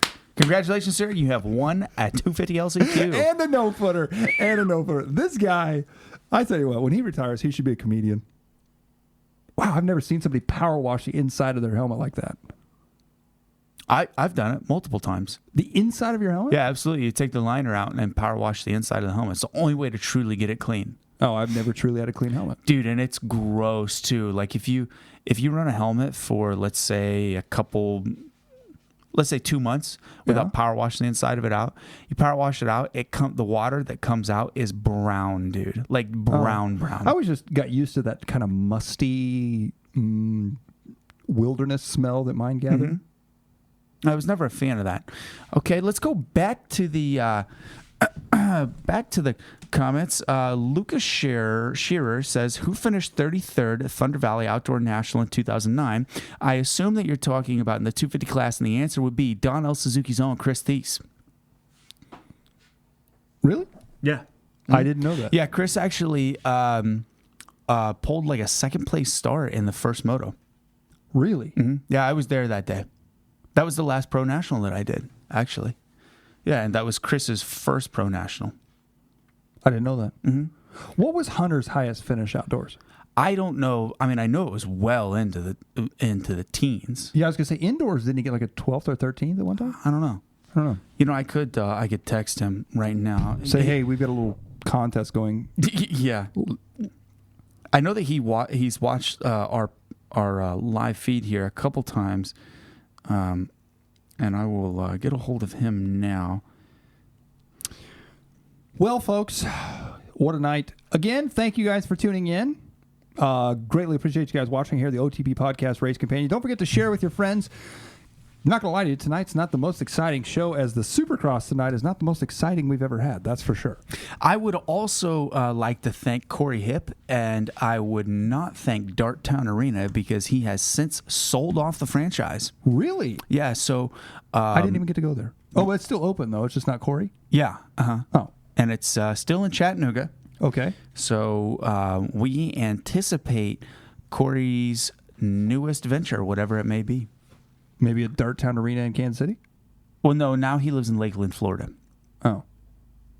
Well, hope you're enjoying the weather there in Lakeland, Florida. It's a little bit nicer than it has been here. Or in Seattle, for that fact. Yeah. Yeah. Slightly nicer. Okay. The word himself, Hunter Clements, thinks, I think 17th was his best moto finish in an outdoor national. Ask him Supercross. I think he did better in Supercross. If you don't know who we're talking about Hunter Clements, one of our local riders. What? Look at this guy. Wow, Russell is pumped. He just jumped off his bike in a last chance call. He's dancing. Yes, the enthusiasm is real. Now he can't pick the bike up. That was a terrible idea. Team. Oh, he made that was Keely Russell. Yeah, he made it in. Wow. Look at these guys. Oh man, this is a rough go. Rough go for them or for us? All of us. Okay. Oh, there's Benny looking tall. Benny. Okay. Now the question is, how's Bubba Paul Lee going to do off the start? Because he's really good in starts and LCQs. In the mud or under normal circumstances? I'm saying Benny gets a second in this last chance qualifier. I think he's going to make it in for sure. I think Benny's going to get second, and the only reason he's going to get second is because he's going to get mud in his eyes from whoever gets a little bit better start from him. 30-second board is up. From whoever gets the whole shot, which I think is going to be Christian Craig. Nah, I think it'll be somebody with a little more weight, honestly. Adam Intigap. Or the 7 Deuce Deuce. 526, that's Colton Ack on the inside there. Gate drops off and underway. Here we go. Monster Energy Supercross. Last chance call for the 450. Go, Benny! Yeah, boy! Woo! There it is. That's our boy right there. You're my boy, man. You're my boy, man. About that, man. A nice, beautiful. Hey, like he said, he hoped it was going to be a mudder. There he is out there front. He is. When you're 19 foot tall and you're riding a mini bike, you want mud. Every bike that he rides is a mini bike. Look at him go. Christian Craig in that number 2 spot. Whoa, guy in third there. He's grabbing a little whiskey throttle as he works his way through the rut section. That appears to be a black Kawasaki, but I just can't tell. Could that be Alexander Nagy? Nagy? Oh, it could. Hey, you know what? I think you're onto something. I think it is. It's the 509 of Alexander Nagy. And if we've learned anything this weekend so far here from Seattle, from anyone, it's going to be Alex, and that is the fact that do not try to cut the track or you will get swallowed. Yeah. Whole by the swamp monster. Mm-hmm.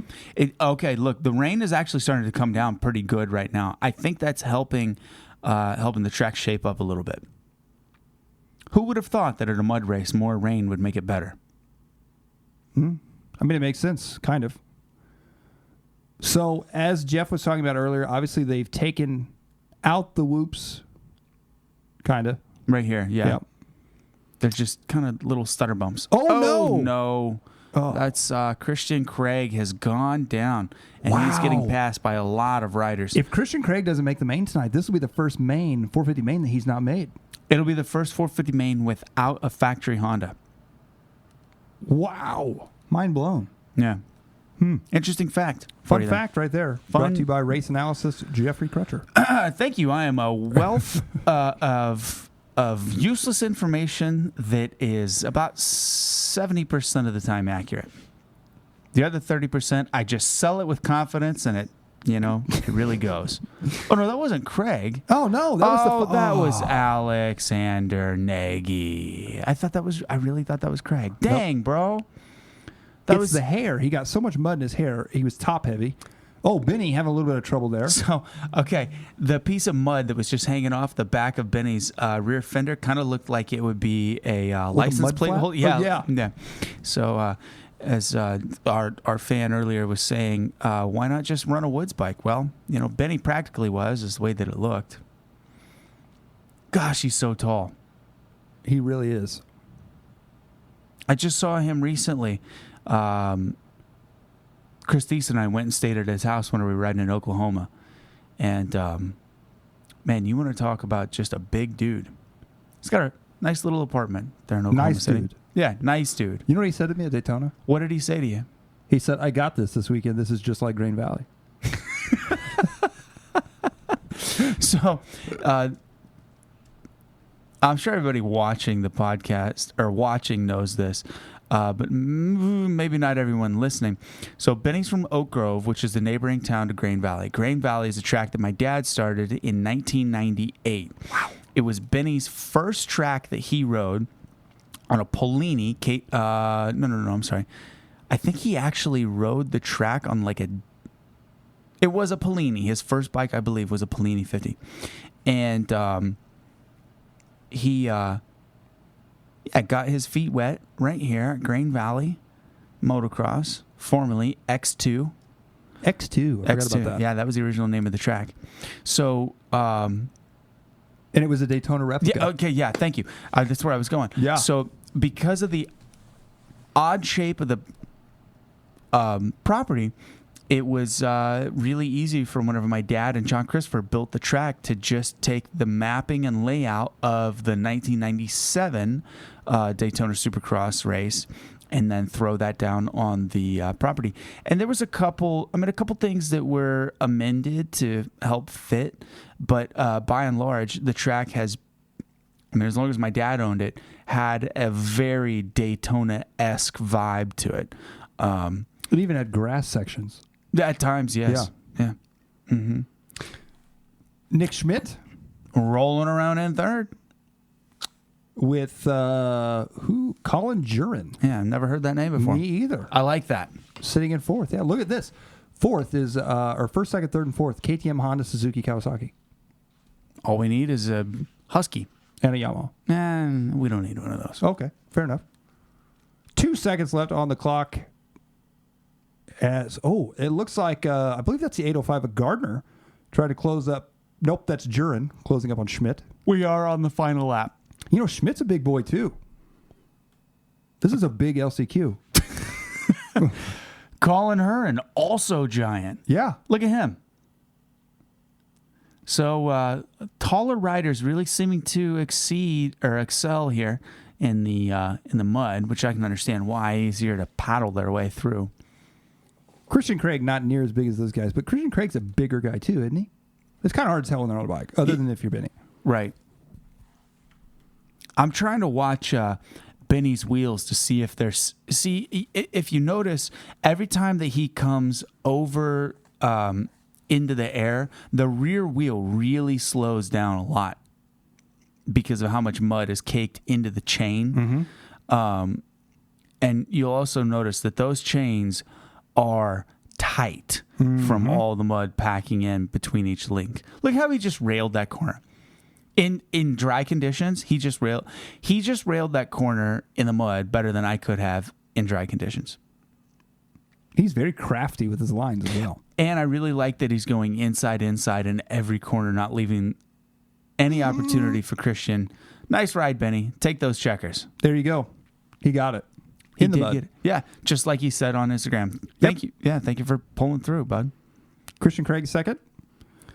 Probably going to be about 30 seconds before Nick Schmidt. Nick who? Nick Schmidt. A little bit of a Freudian slip there. Before Schmitty rolls across the checkers line and still showing Colin Jurin in the final qualifying position. So this is one of the cool benefits of listening to Over the Bars podcast, because as they cut to the sequence of the pits and this fly model, this is the make up the mud. Wow, a whole new meaning. I wonder, they always go to a local track. I wonder if it was muddy when they tried to shoot this. Truly make up to real mud. Well, this lady's from Maryland. I wonder. Oh, she's a trail rider. She's not even a moto girl. That's some good looking dirt right there. I would love to do a J-Day race. Still in my to-do list of things. Promote one or No. actually race one? Shoot, both. Okay. Yeah, why not? Why be choosy and pick one over the other? Yeah. Okay, so let's take a quick moment here to go back to the comments section here on the live FB broadcast. Hello to everyone joining. And Screen's really far away. I can't see it, so I'm bringing it up on my phone for me to see. Well, maybe. yeah, Mike's going to get a refresh there. So let's see. What else? Oh, I know what we should do. Let's, will you do me a flavor here, Mike? Sure. And go to kansasmx.com.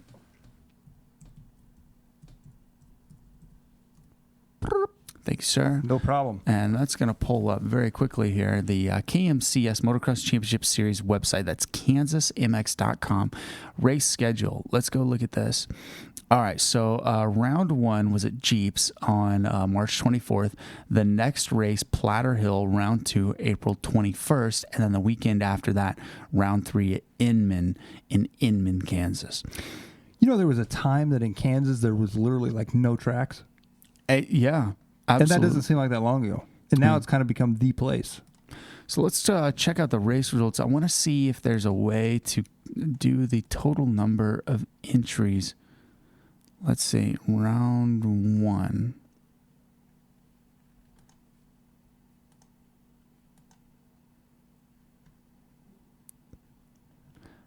But you know what I noticed about KMCS? Healthy Pee-wee entries, 12 in one, 11 in the other, the 60 class, 15. They've got a beginner, 65, 85 beginner class, 17 riders, a lot of mini bikers.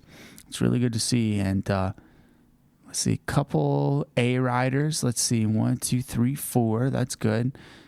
Let's see here. I'd really like to see if there's a... Did you not race round 1? No, I couldn't make it because my motorcycle's still... Oh, yeah. Out of commission. Yeah. Man, it's not showing total number of entries. I could add it up, but I'm not going to. Would you like to talk about my bike being out of commission? I'm going to let you talk about your bike being out of commission. Okay. So, story time. What happened was This is a good story. for everybody but me. So I went riding in for the first time this year in the last week of January. And as everybody knows, I am a hardcore fan of Weisco and one of their sponsored riders. I believe in their product 110%. That's more than 100%, just FYI for those of you that are less than stellar at adding.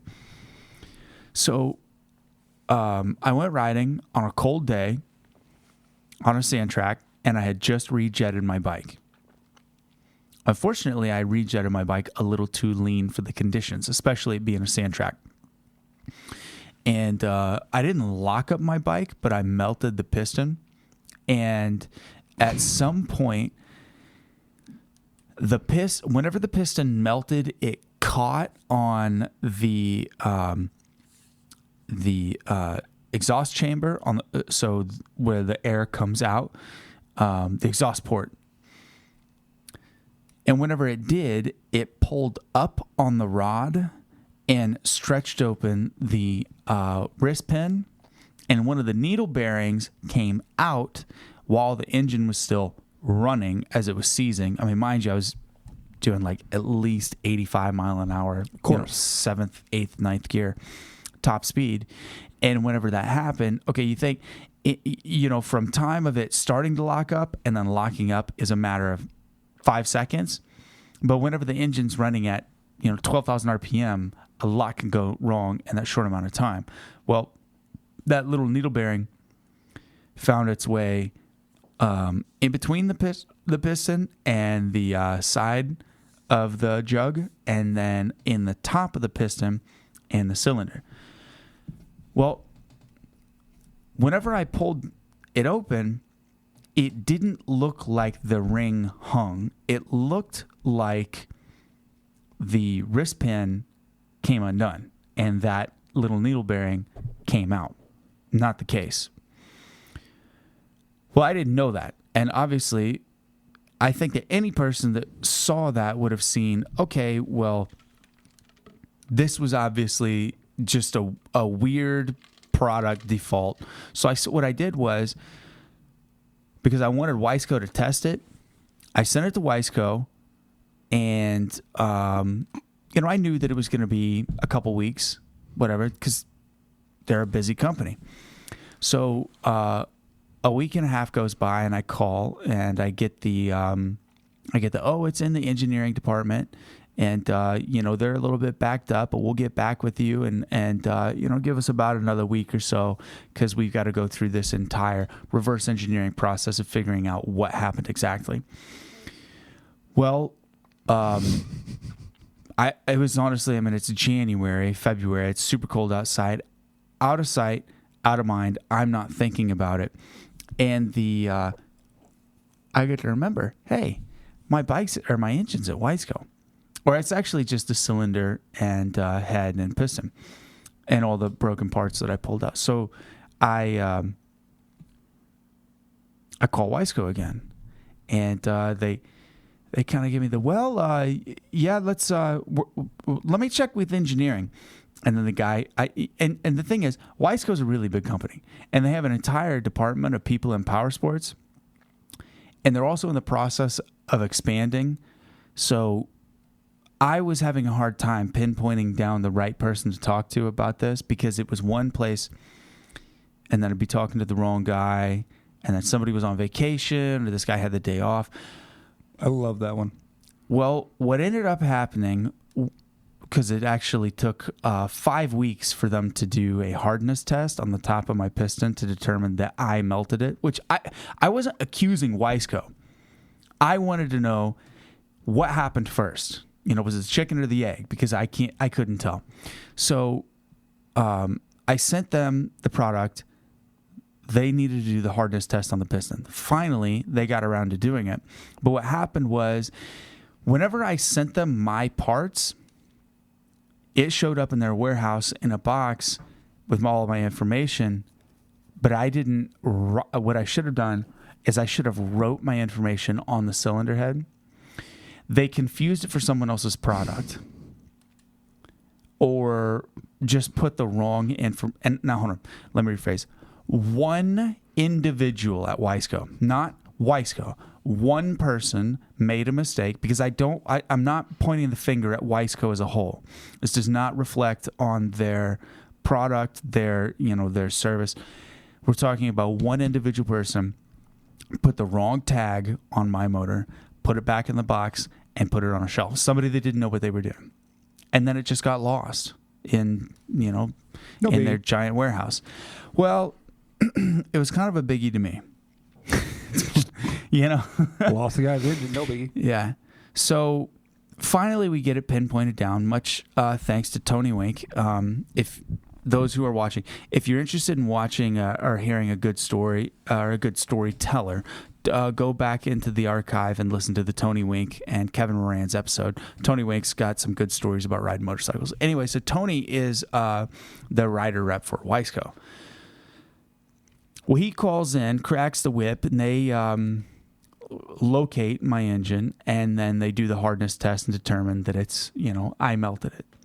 Which, whatever, that's fine. I if it's me running the engine too lean on a cold day on a sand track, that's my fault, not theirs.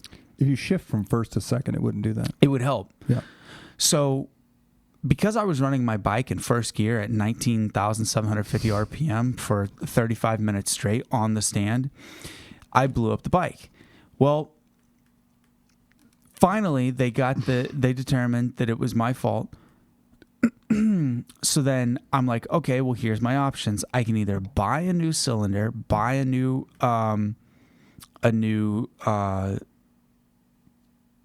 head, and get a new top end kit. And then I was already planning, because I had it apart. I was like, well, screw it.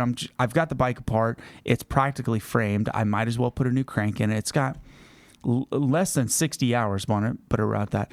So I figured, why not just go ahead and put a new crank in it and get all the parts ordered in? And then, of course, the one of the engine case gaskets was on back order. Found that, got that sent in, and then so instead of buying an all new essentially motor, I sent it to Millennium Technology. Now, I don't have any affiliation with the Millennium Technology, so I can talk shit on them if I want to. I know that they do extremely good work, and I know that they do a lot of work in our industry with seized motors, car motors, power sports, everything. I know that what they do is really good. So they were my go-to guys on getting my engine replated. So check this out. Wiseco sent me because the one guy lost my stuff, they gave me a top end kit as kind of like an apology for losing my shit. Which, thank you, Wiseco. I much appreciate it. If they would have sent me the one for the 285cc, I would have had my motor back together by now. But because I wanted to keep my bike at stock bore, and have Millennium replate the inside of my engine, I'm still without a motor because the plating department at Millennium is on vacation. Hey guys, just as a quick side note, sorry, but we had the mixer. I don't know what the issue is. Every once in a while, it will go just straight haywire. And it did that right in the middle of me telling this story. And then it took a minute for it to reboot. And then we picked back up about a lap into the 250 main. So that's where that's going to jump back in. Sorry again. Spot. So Phil Nicoletti, he's looking at his best finish, maybe of all time, Jeff, as he's working his way around here. Nicoletti, of course, the heat race winner. Oh, he's off the side of the jump. Oh, and he's in that muddy section. That was Nagy's pit hole. Nagy's corner. Yeah, Nagy's corner. And look. Yep. That was there it. There he is, buried. Phil, you're giving your Filthy Phil nickname a whole new meaning. Look you are at very all filthy. that mud packed up underneath. Ooh. Yeah. He's out. He is free. Prison break right there, Phil Nicoletti. Have you noticed how much of his name they're using Phil Nicoletti as if there's more than one Nicoletti out there? There's Nicoletti and Paulatelli, but those are not the same last name. No, they are not. So let's take a replay here. Here comes... Right there. There's the pit of doom. And he's in it. Yep. But oh, man. Notice, Jeff... Well, he did, actually. I was going to say he didn't let off at all, and he didn't let the front end sink. Yeah. Only the rear end sank. Major key, don't let the front end sink, only the rear. That's right. Sink it in the rear. Look at this. Plessinger's out front with it looks like he's a brand new rider. As if he's totally clean. I just saw concrete back there, by the way, as you pointed out. So they are down to concrete. Okay. Yes, Aaron Plessinger out front with a 6.1 second lead over Shane McElrath with only 3 minutes left to go in this race. 250 main event, total of 7 minutes long. 8 minutes. They cut it down from 12 to 8. So that's 1 minute longer. No, 2 minutes longer than the heats. So one lap total longer. Disastrous. You know, I tell you what, Shane McElrath, though, he's looking like he's getting around the track a little bit better. So we got Plessinger, McElrath, Sexton, Harrison, Chisholm, Sensarillo, Oldenburg, Starling, Melross, and Hill are top 10 right now. Well, Kyle Chisholm was in that last chance qualifier. He's now all the way up into 5th here in this main event. Phil Nicoletti was up there. Now he's 12th. Here we're looking at Harrison, Mitchell Harrison in the number 4 spot. Wow, he is 26.3 seconds back according to timing scoring from Aaron Plessinger. That's a healthy lead. Well, there you see Plessinger. He's 2 lanes over. Yeah, Plessinger is the heavy favorite for any time that there's extreme mud like this. You notice how those guys are going through those, like the bike is stuttering really hard. And Cianciarulo makes an inside line move there, making his way past Chisholm. So Cianciarulo up into the top 5 now. Your last chance qualifier winner, as he's going to try and close the gap up on Harrison in the number 4 spot. Minute 40 to go, Jeff. Only a minute 40, yet that's the best lap time is a 1:15. So the lap times are actually starting to come down now from what they were in the heat races. I'm just imagining myself being... See, okay, do you notice how Cincerillo never even dabbed his foot in that corner? 2 corners in a row, he didn't dab his feet. If I was out there, I'm a fairly skilled motocross rider. I would have both of my feet off of the pegs, riding around the track, just trying not to fall over. And these guys are racing for position. You would have double dabbed? What? You would have double dabbed? Double dabbed. Yeah, double dabbed. One with each foot. Whoa! Oh, wow. That was a sweet line for Chisholm. Yeah, that he stayed out of that main inside rut and just power slid the bike around. But it's any line is kind of a guessing game. You know, he had the good line coming into that corner and then slipped and made a mistake there. And look how rutted the track is right now. Aaron Plessinger's starting to stretch out his lead a little bit more here. Now 9.3 seconds ahead of McElrath. Sexton in the number 3 spot. Harrison in the 4. Cianciarulo up in the number 5 spot. I don't even know who we're looking at right now. That is Oldenburg. Yep. And Mosman. Okay, Mosman. There you go. Perfect. Don't know how you could tell that, but sure. Savacci.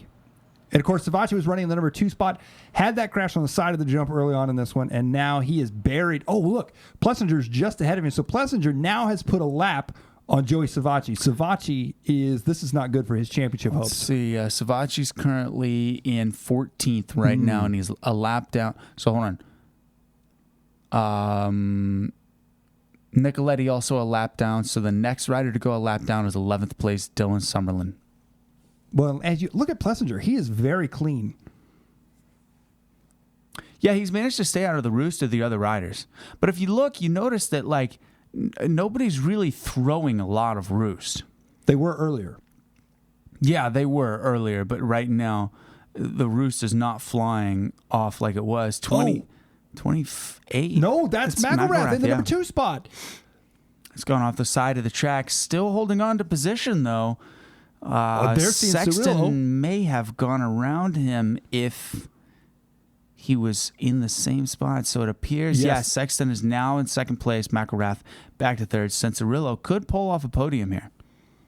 Yes, they work their way through lap traffic. That's going to be another thing they got to deal with is the lappers. As these guys, by no means, I don't think they're ever, out here tonight, are going to be trying to get in the way or not get out of the way. But it's kind of survival of the fittest right now. And these guys, they're getting squirrely, but it's not entirely their fault. Yeah. Yeah. Oh, by the way, we're on the white flag. Wow. And this is, okay, so we're 9 minutes in. Just clicked over to 10 minutes. This is insane because that's halfway through what our normal main would be. So from an outside point of view, this is the fastest 250 main event ever. If you're on the track right now, I guarantee you this is the longest race these guys have ever ridden. Many of them. That's a very good point, Mike, where it's, the longest race of their life, yet also the shortest. Yes. So it is look at this. Yeah, the no-footer is the move of the night. Yeah. Wow. Yeah. Look, more again, no-footers. He's saying, screw it. I'm just going to ride the rest of the way. Oh, the sweet little Papa Wheelie there. And how about a nice big fist pump and celebration? No fire tonight? No, they had the fire. It's just further away. Oh. Do not do the worm. He's going to do it. He's going to do the worm in the mud. Oh, he's going to do a belly flop into the mud. No. But only if the crowd gets loud enough. He's not. There he goes. Thunk. Oh, my gosh. He did Yeah! He did it. And they didn't get it on camera. No, bad angle. I'm sure someone else from another angle got it. Hopefully we got it in SX mode. And we'll get the slow motion cameras out here. So here comes Sexton. That'll be his best ride yet. Take it a second? Yeah, absolutely. And then Cincerillo still sitting in 3rd. Another 15 seconds behind Sexton. There's Pettis, who was a lap down. I don't know exactly what place he would have came across. The Canadian rider. Oh, okay. That makes sense why we haven't heard of him. Number 60, the Pettis on Yamaha. 1 lap down. 7 laps total. Let's see. We had... Oh, here it is. Here's the angle. Oh, okay. Yep. Replay. Belly flop. Oh, whoa. Perfect. That's great. Now that is a celebration. SXMO. Good for him. That's awesome. That's one way to celebrate. Wow, you can really see how the rain's coming down there. Wow. You can't really quite see it from the normal stand pane of how much the rain's coming down. Well, once again, we want to thank you guys for tuning in.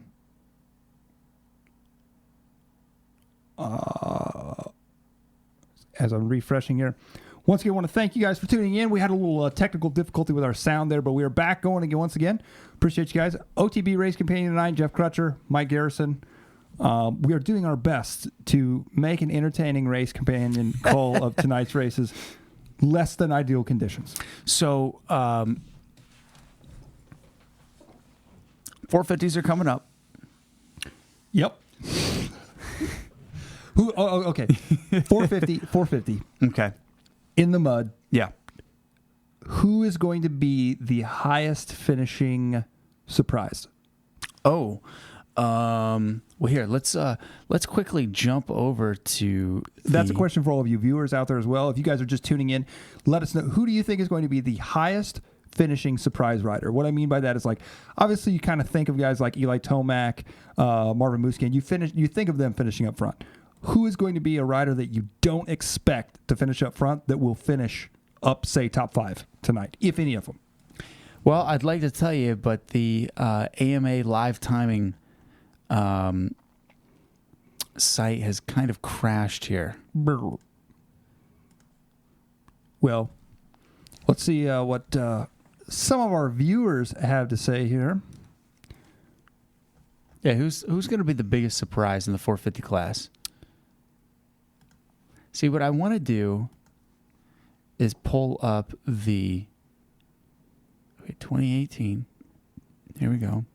Seattle, round number 13. Okay, here we go. Oh, no. I think our sound is back goofy again. Wait a minute. No, that's old. That's old.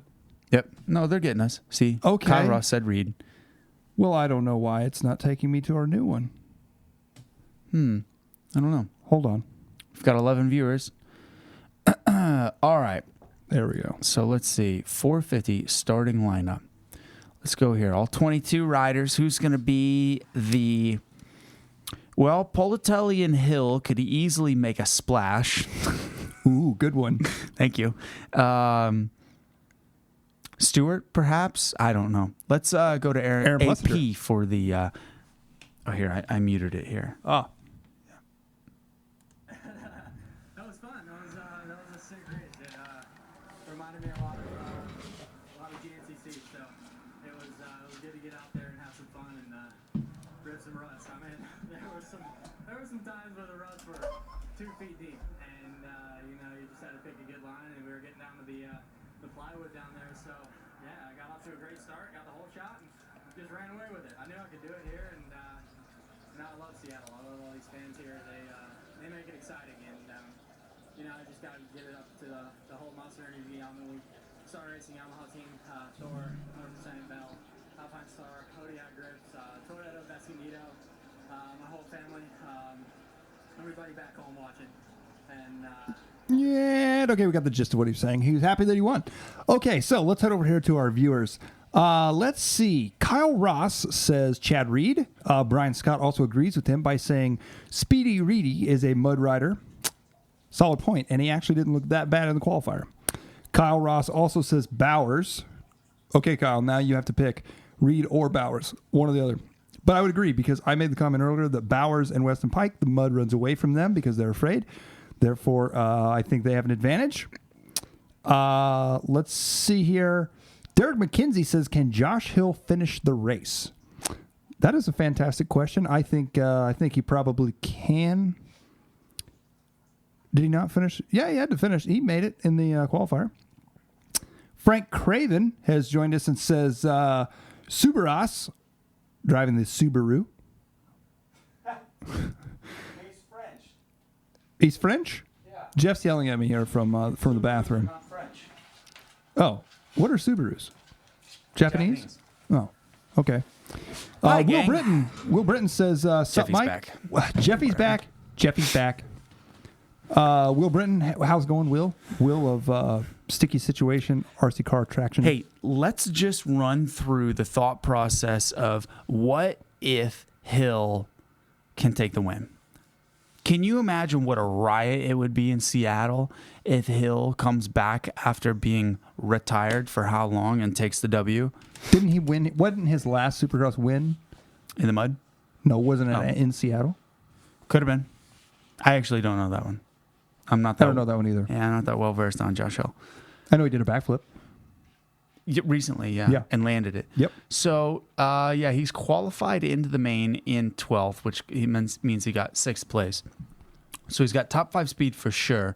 Anything could happen to Tomac. We all know that. His pants might fall off. Yeah, anything. His wheel might fall off. Muscan might not be able to pull through. You know, Anderson's going to be a wild card. He's going to pin it. Tickle. This could be a night for Tickle. Tickle could easily get the W. Let's go to Justin Starling here. Justin Starling, awesome ride. You told me earlier you were going to have the best ride of your career tonight, and you did. Confidence is key. That's all I can say. My team has been amazing. You know, I've been working hard all year, and I've been Cool, 5th place. Good for him.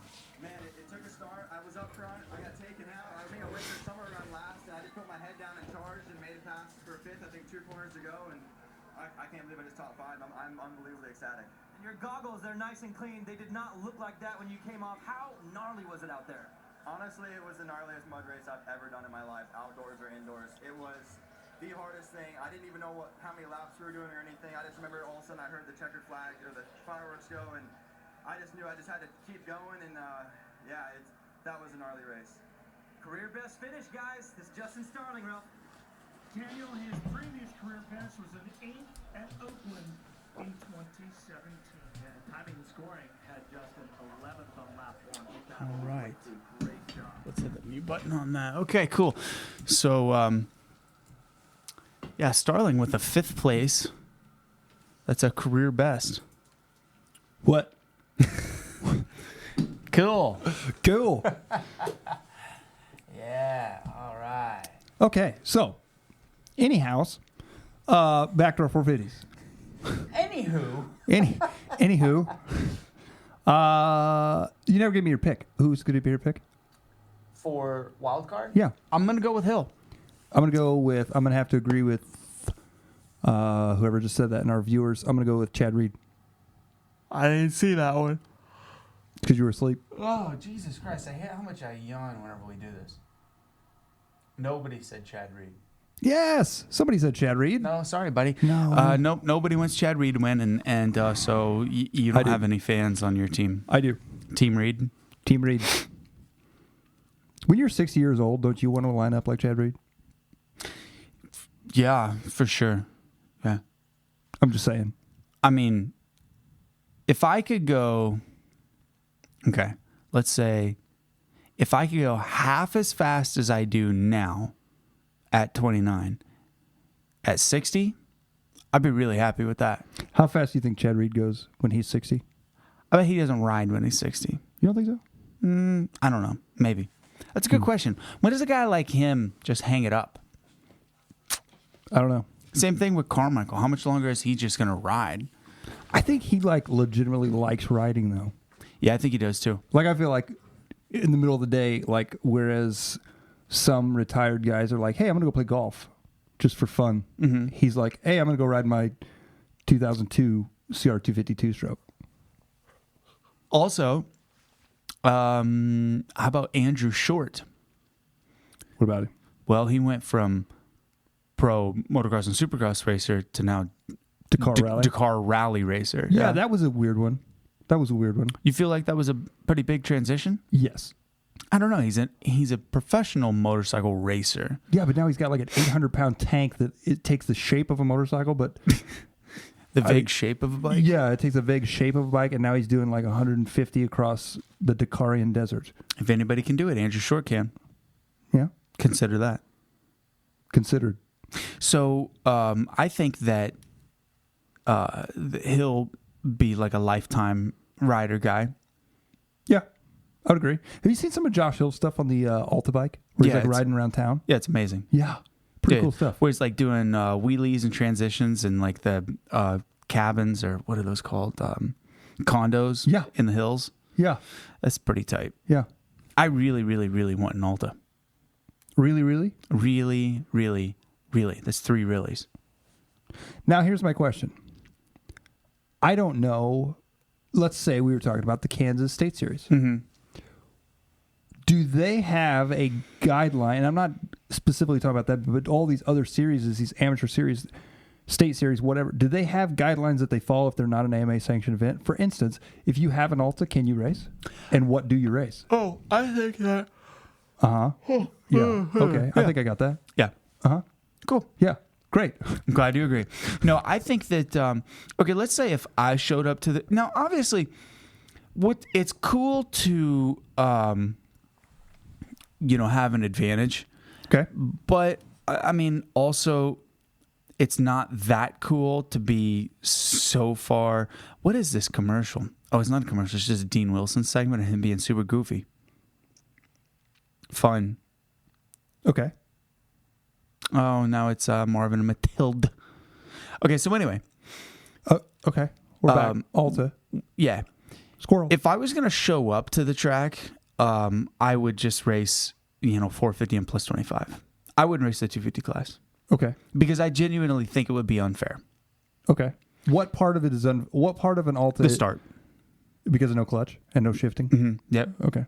Now also, the question is, could I beat guys, if I was riding an Alta, could I beat guys on a 250 just because I was on an Alta? Probably. You think so? Yeah. You don't think it'd be weird, though, to like go into a corner with no clutch and like not be able to downshift for like, you know what I'm saying? Well, initially it would be, yeah, but I mean... Have you got the hang of it, you're saying? But proper riding technique is not pulling on the clutch whenever you go into a corner. Okay. The only time you use the clutch, the only time you're really supposed to use the clutch on a motocross track is whenever you're shifting. Well, clearly Cincerillo didn't get that memo. No, no. Did not. Hey, that would be a perfect race for the Alta. Unless it battery shorted out because it got wet. Yeah, they're like... Yeah, shocking.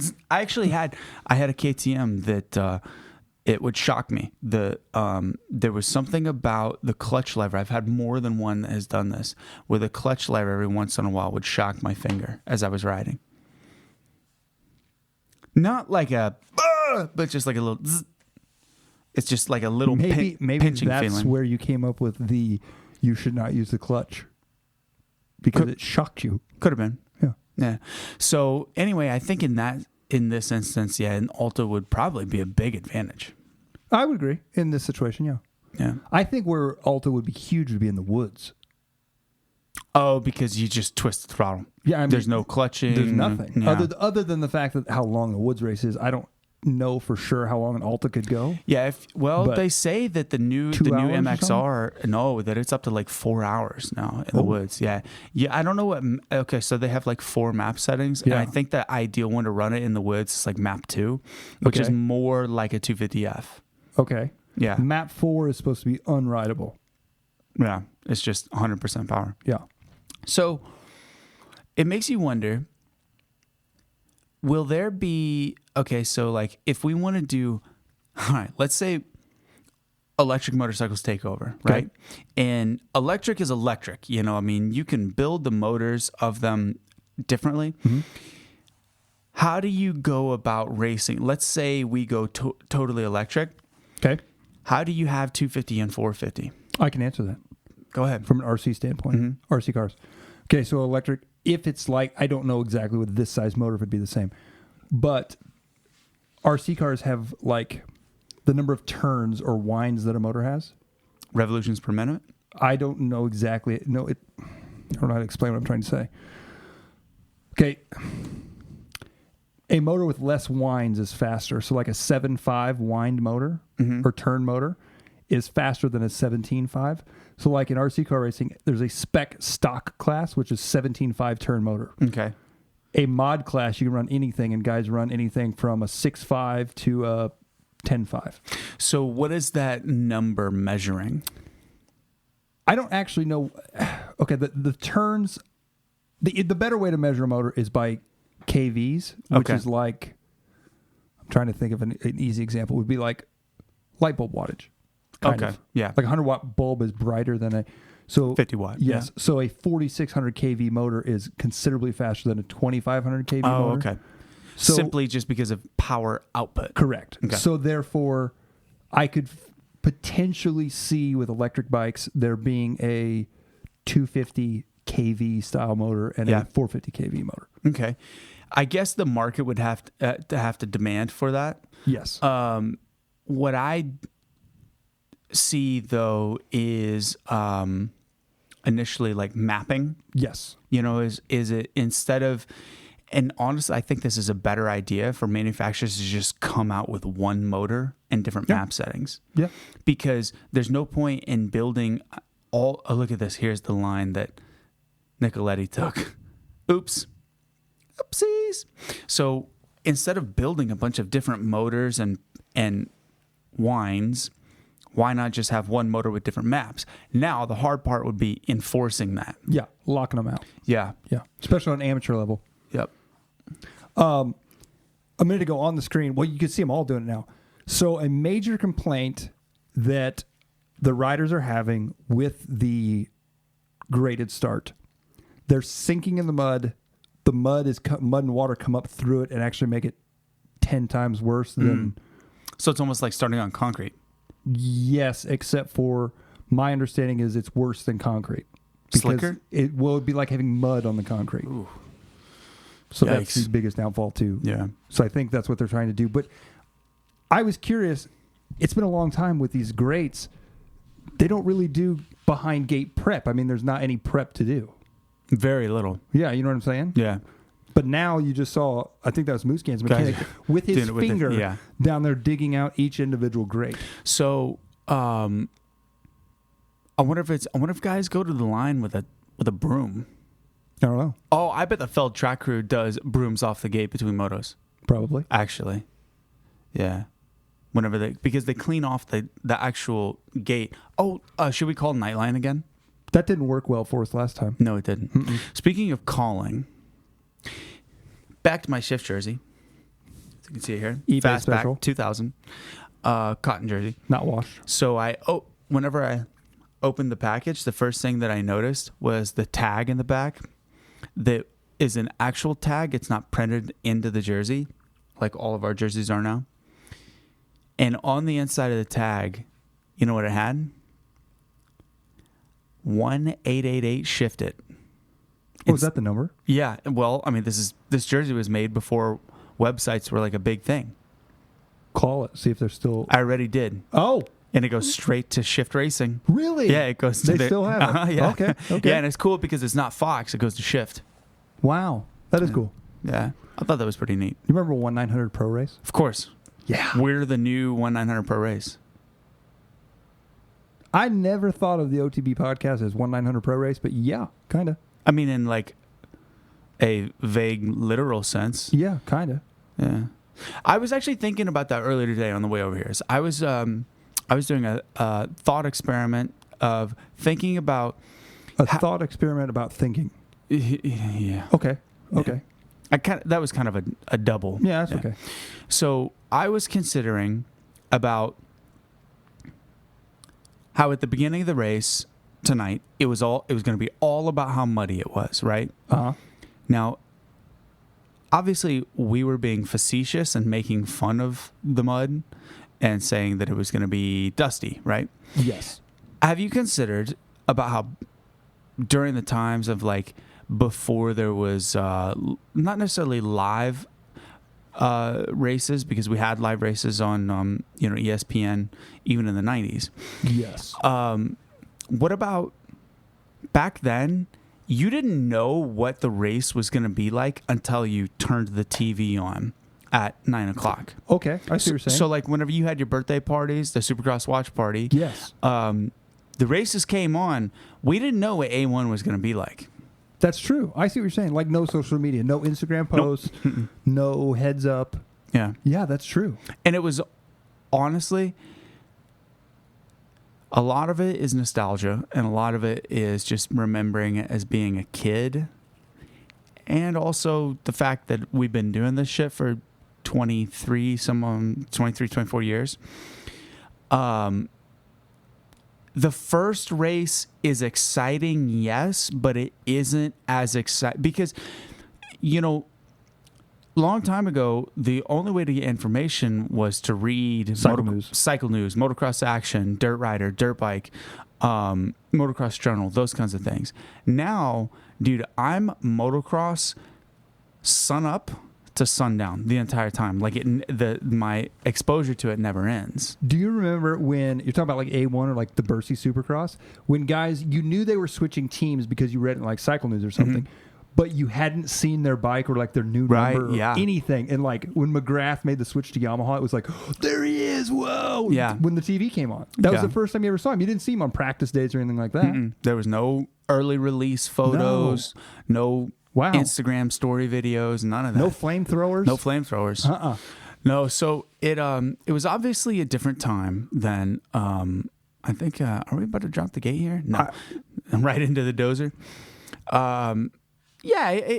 There was something about being blissfully ignorant that made it a lot of fun. Yeah, I would agree with that.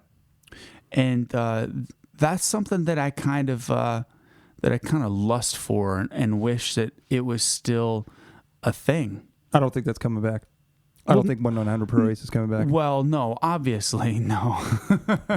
No, But just that innocence of going in and not, obviously, like, I knew that Chad Reed's bike was going to be black this weekend. Yeah.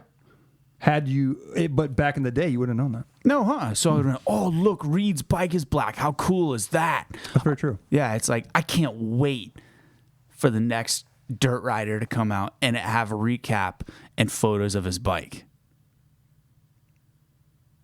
So if you're just tuning in, we have it on right now. We're watching the Chad Reed segment as it's all showing through. And I did not it dawned on me how far back he's been racing. But some of these photos that they're showing of him, like, he's been racing a long time. He came into America, I believe he was 19 years old. Wow. I could be wrong about that, but I think that's how old he is whenever he came. Yeah, he's been racing a minute. And raced in the 250 class for a long time. He did not ride. He raced 125s and 250s in Europe, and then came over here and started on a 250F.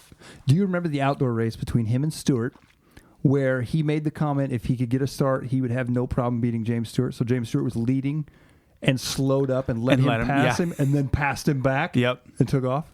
I believe. I don't know what race that was at. I think it was Unadilla. That's what I was thinking. I was thinking it was Unadilla. Yeah, I think it's Unadilla. Yeah. All right, let's head over here. We got anything over going on over here? Let's see who's chatting this up. Once again, thanks for tuning in, guys. A interesting night here for Race Companion OTB Podcast. We haven't done this in a very long time. Very glad to be back. I'm Mike Garrison. This is Jeff Crutcher. Here for the race call race analysis from Seattle Supercross CenturyLink Field. Super muddy, super gross. Pretty terrible racing, to be honest with you.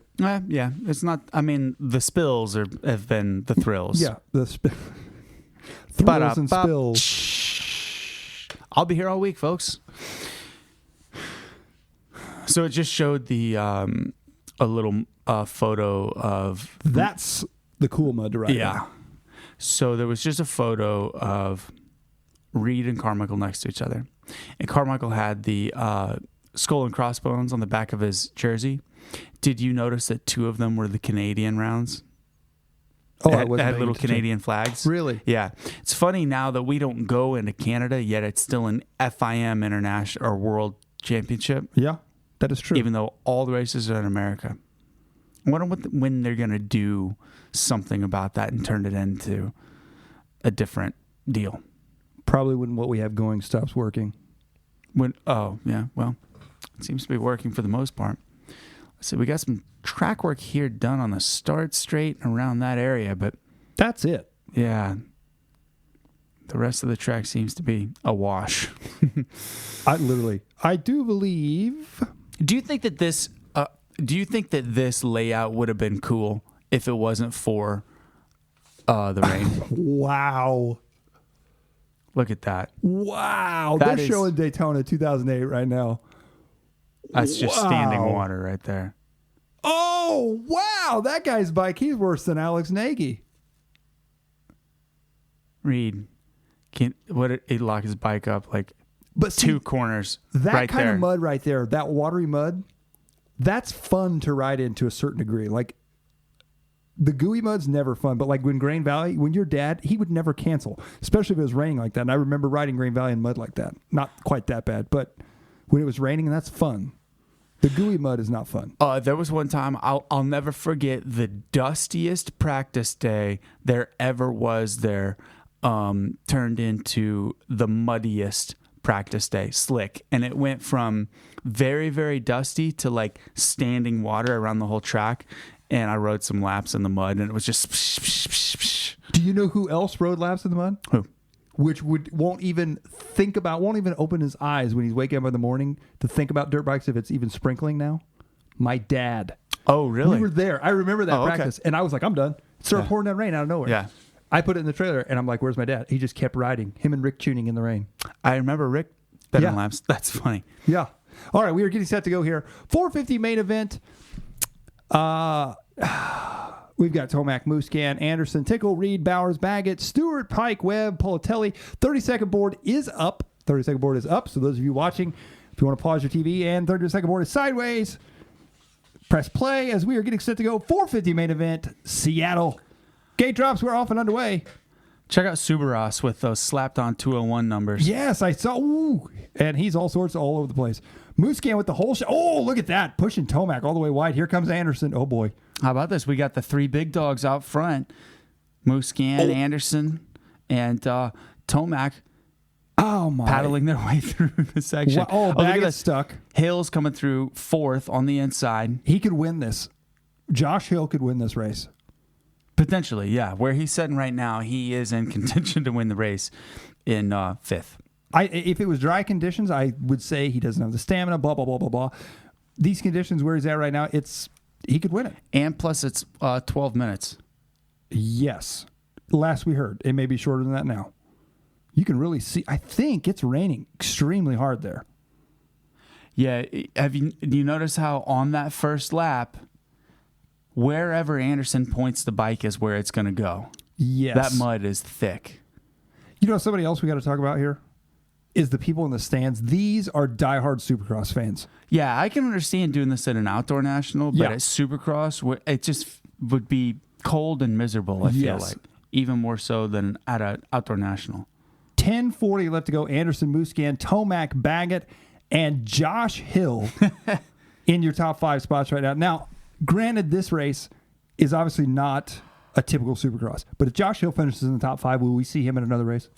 Oh, gosh, I don't know. I mean, that's... If you were Monster Energy Yamaha, would you put him back on a bike?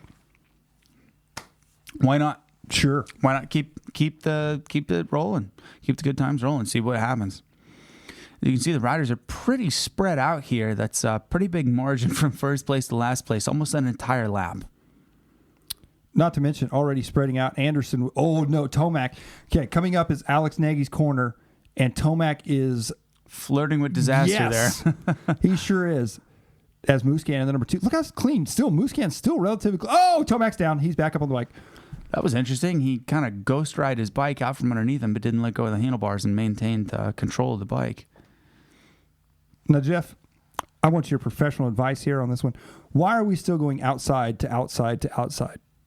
I would say because the insides are just strictly too deep. Oh, no, Josh Hill down. Dang.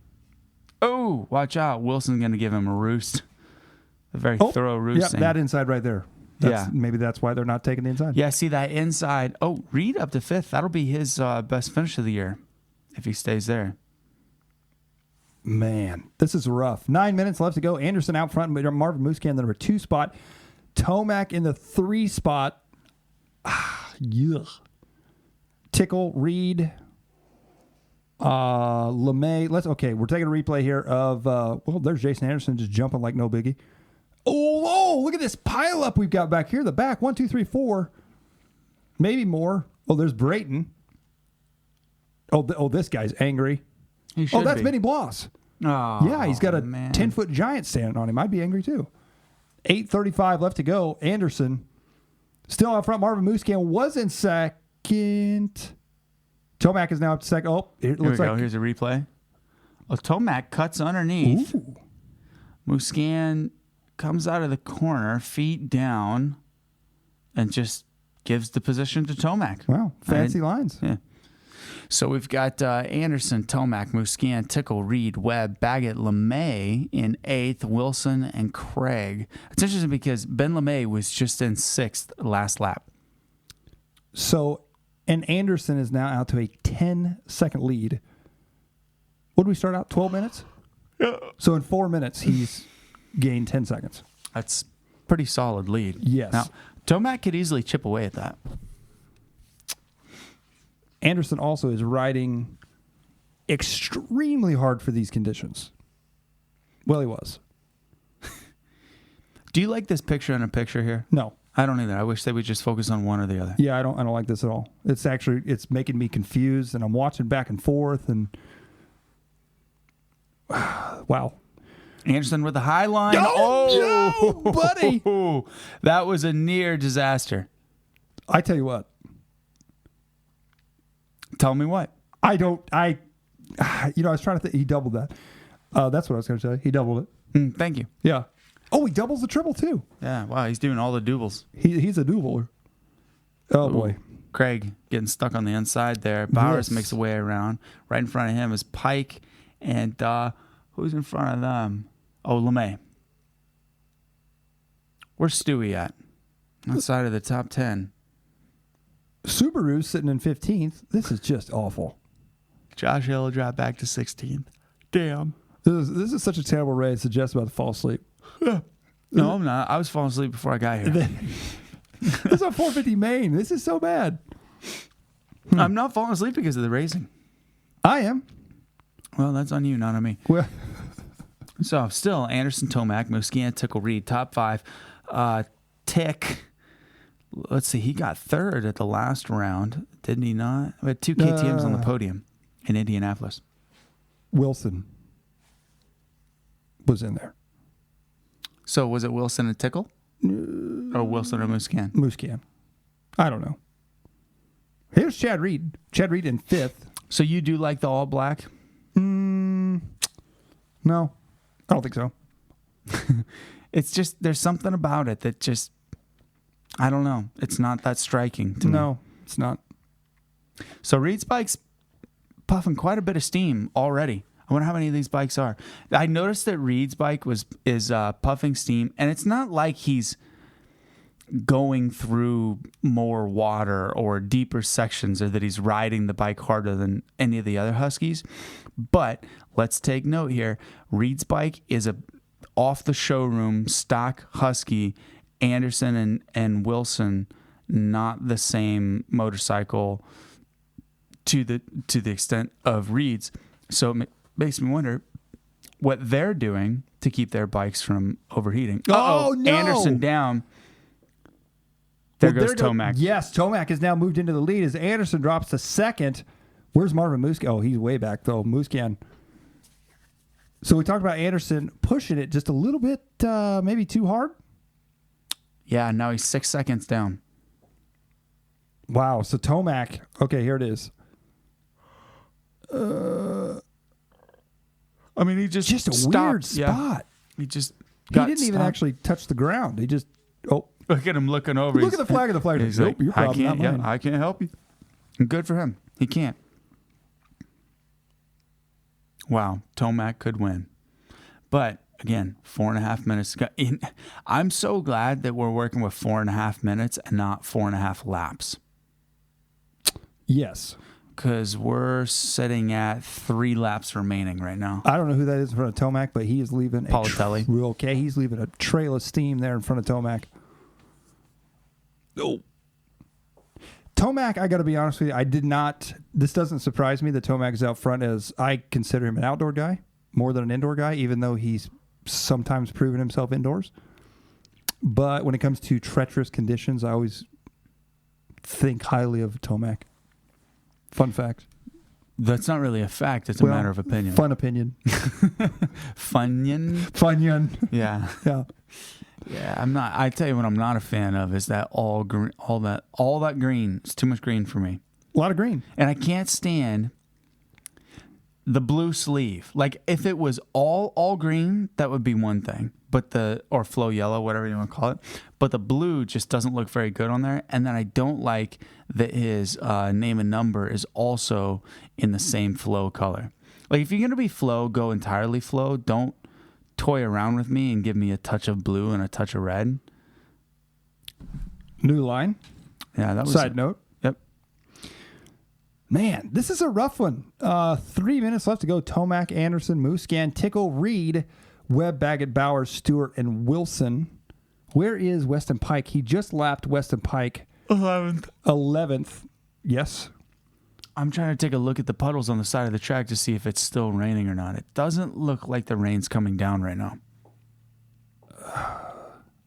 It's not. This is not good. 2:30 left to go. There's really not a whole lot to say at this point other than saying the same thing over and over. Yeah, over and over and over. I mean, he's getting a couple doubles here and there.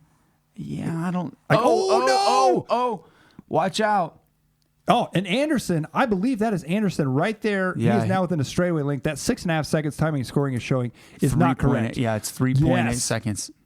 No. Look at this. So here comes Anderson. Anderson is now closing the gap up. 2 minutes left to go. What if we have the biggest battle of the season on this track? It could easily happen. Now, Anderson's probably the worst situation for him is what his goggles are, because if he's got no tear-offs and no roll-offs, that's kind of he's sitting in a bad spot to be in. Well, last time by 118.5 for Anderson, a 121 for Tomac. So Anderson was almost 3 seconds that last lap faster than your leader.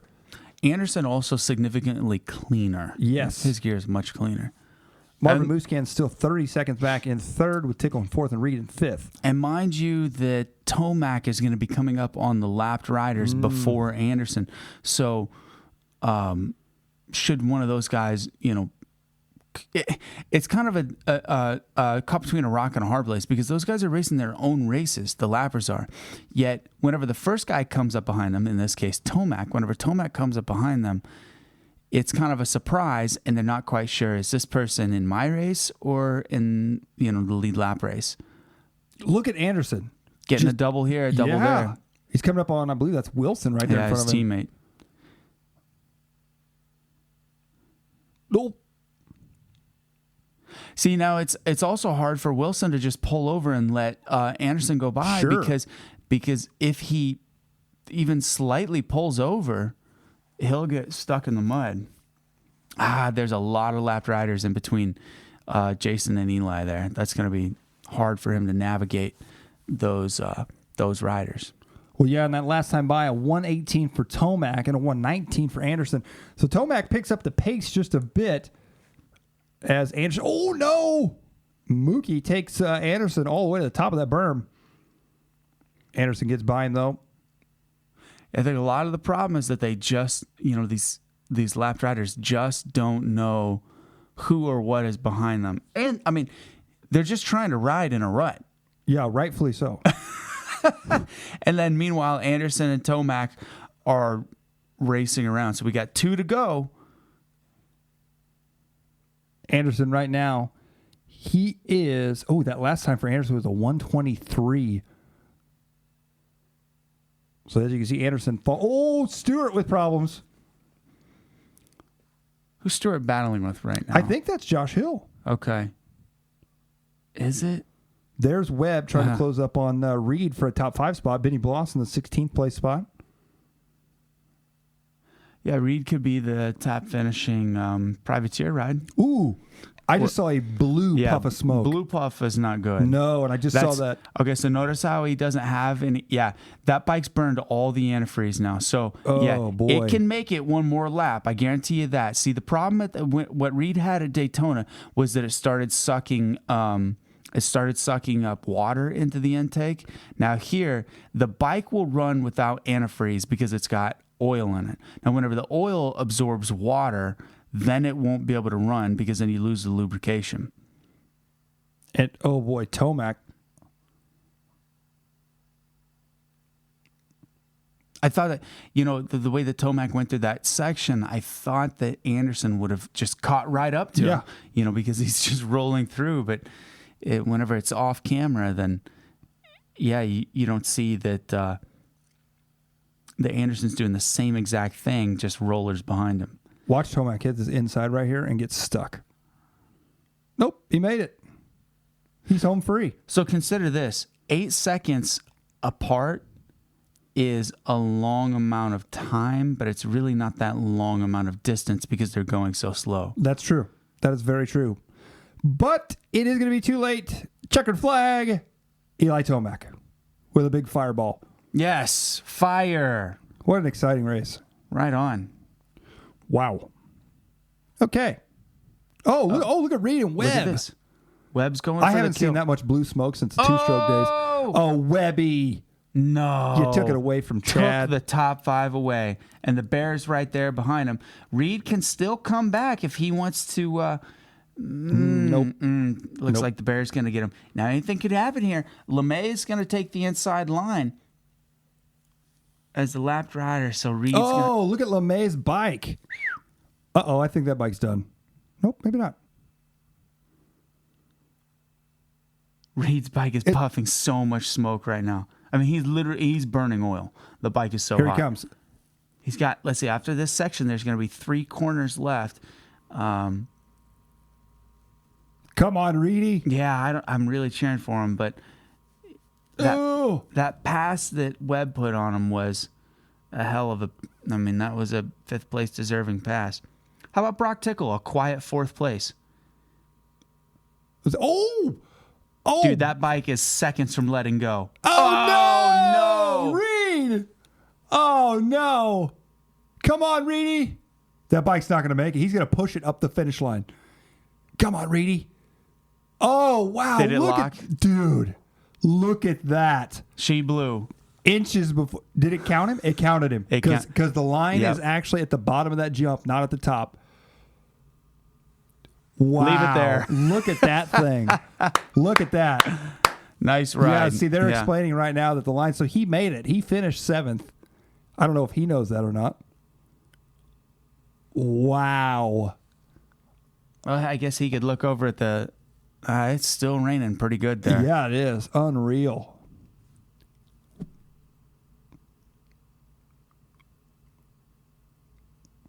Oh, good on you, mate. Yikes. Man, how about that? Literally blew at the line. Wow. So let's go over here and listen to Eli. Oh. Fun or you're just in misery, and today we're having fun. It's just that was by far the craziest Supercross place I've ever been in. It felt like I was in the backyard just having fun and just riding in the mud. So that's the way you had to treat it. Got to a good start there, had to do some chase on Jason, and he made that mistake and capitalized that. So that's what did me good there in the main and staying on those 2 wheels. Well done. Eli Tomac, a 6-time winner so far this year.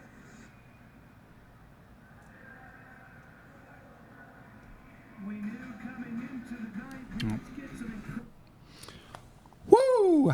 Well, there it is, ladies and gentlemen. A mud race. No good. No good at all. Yeah, it's fun to watch for a while.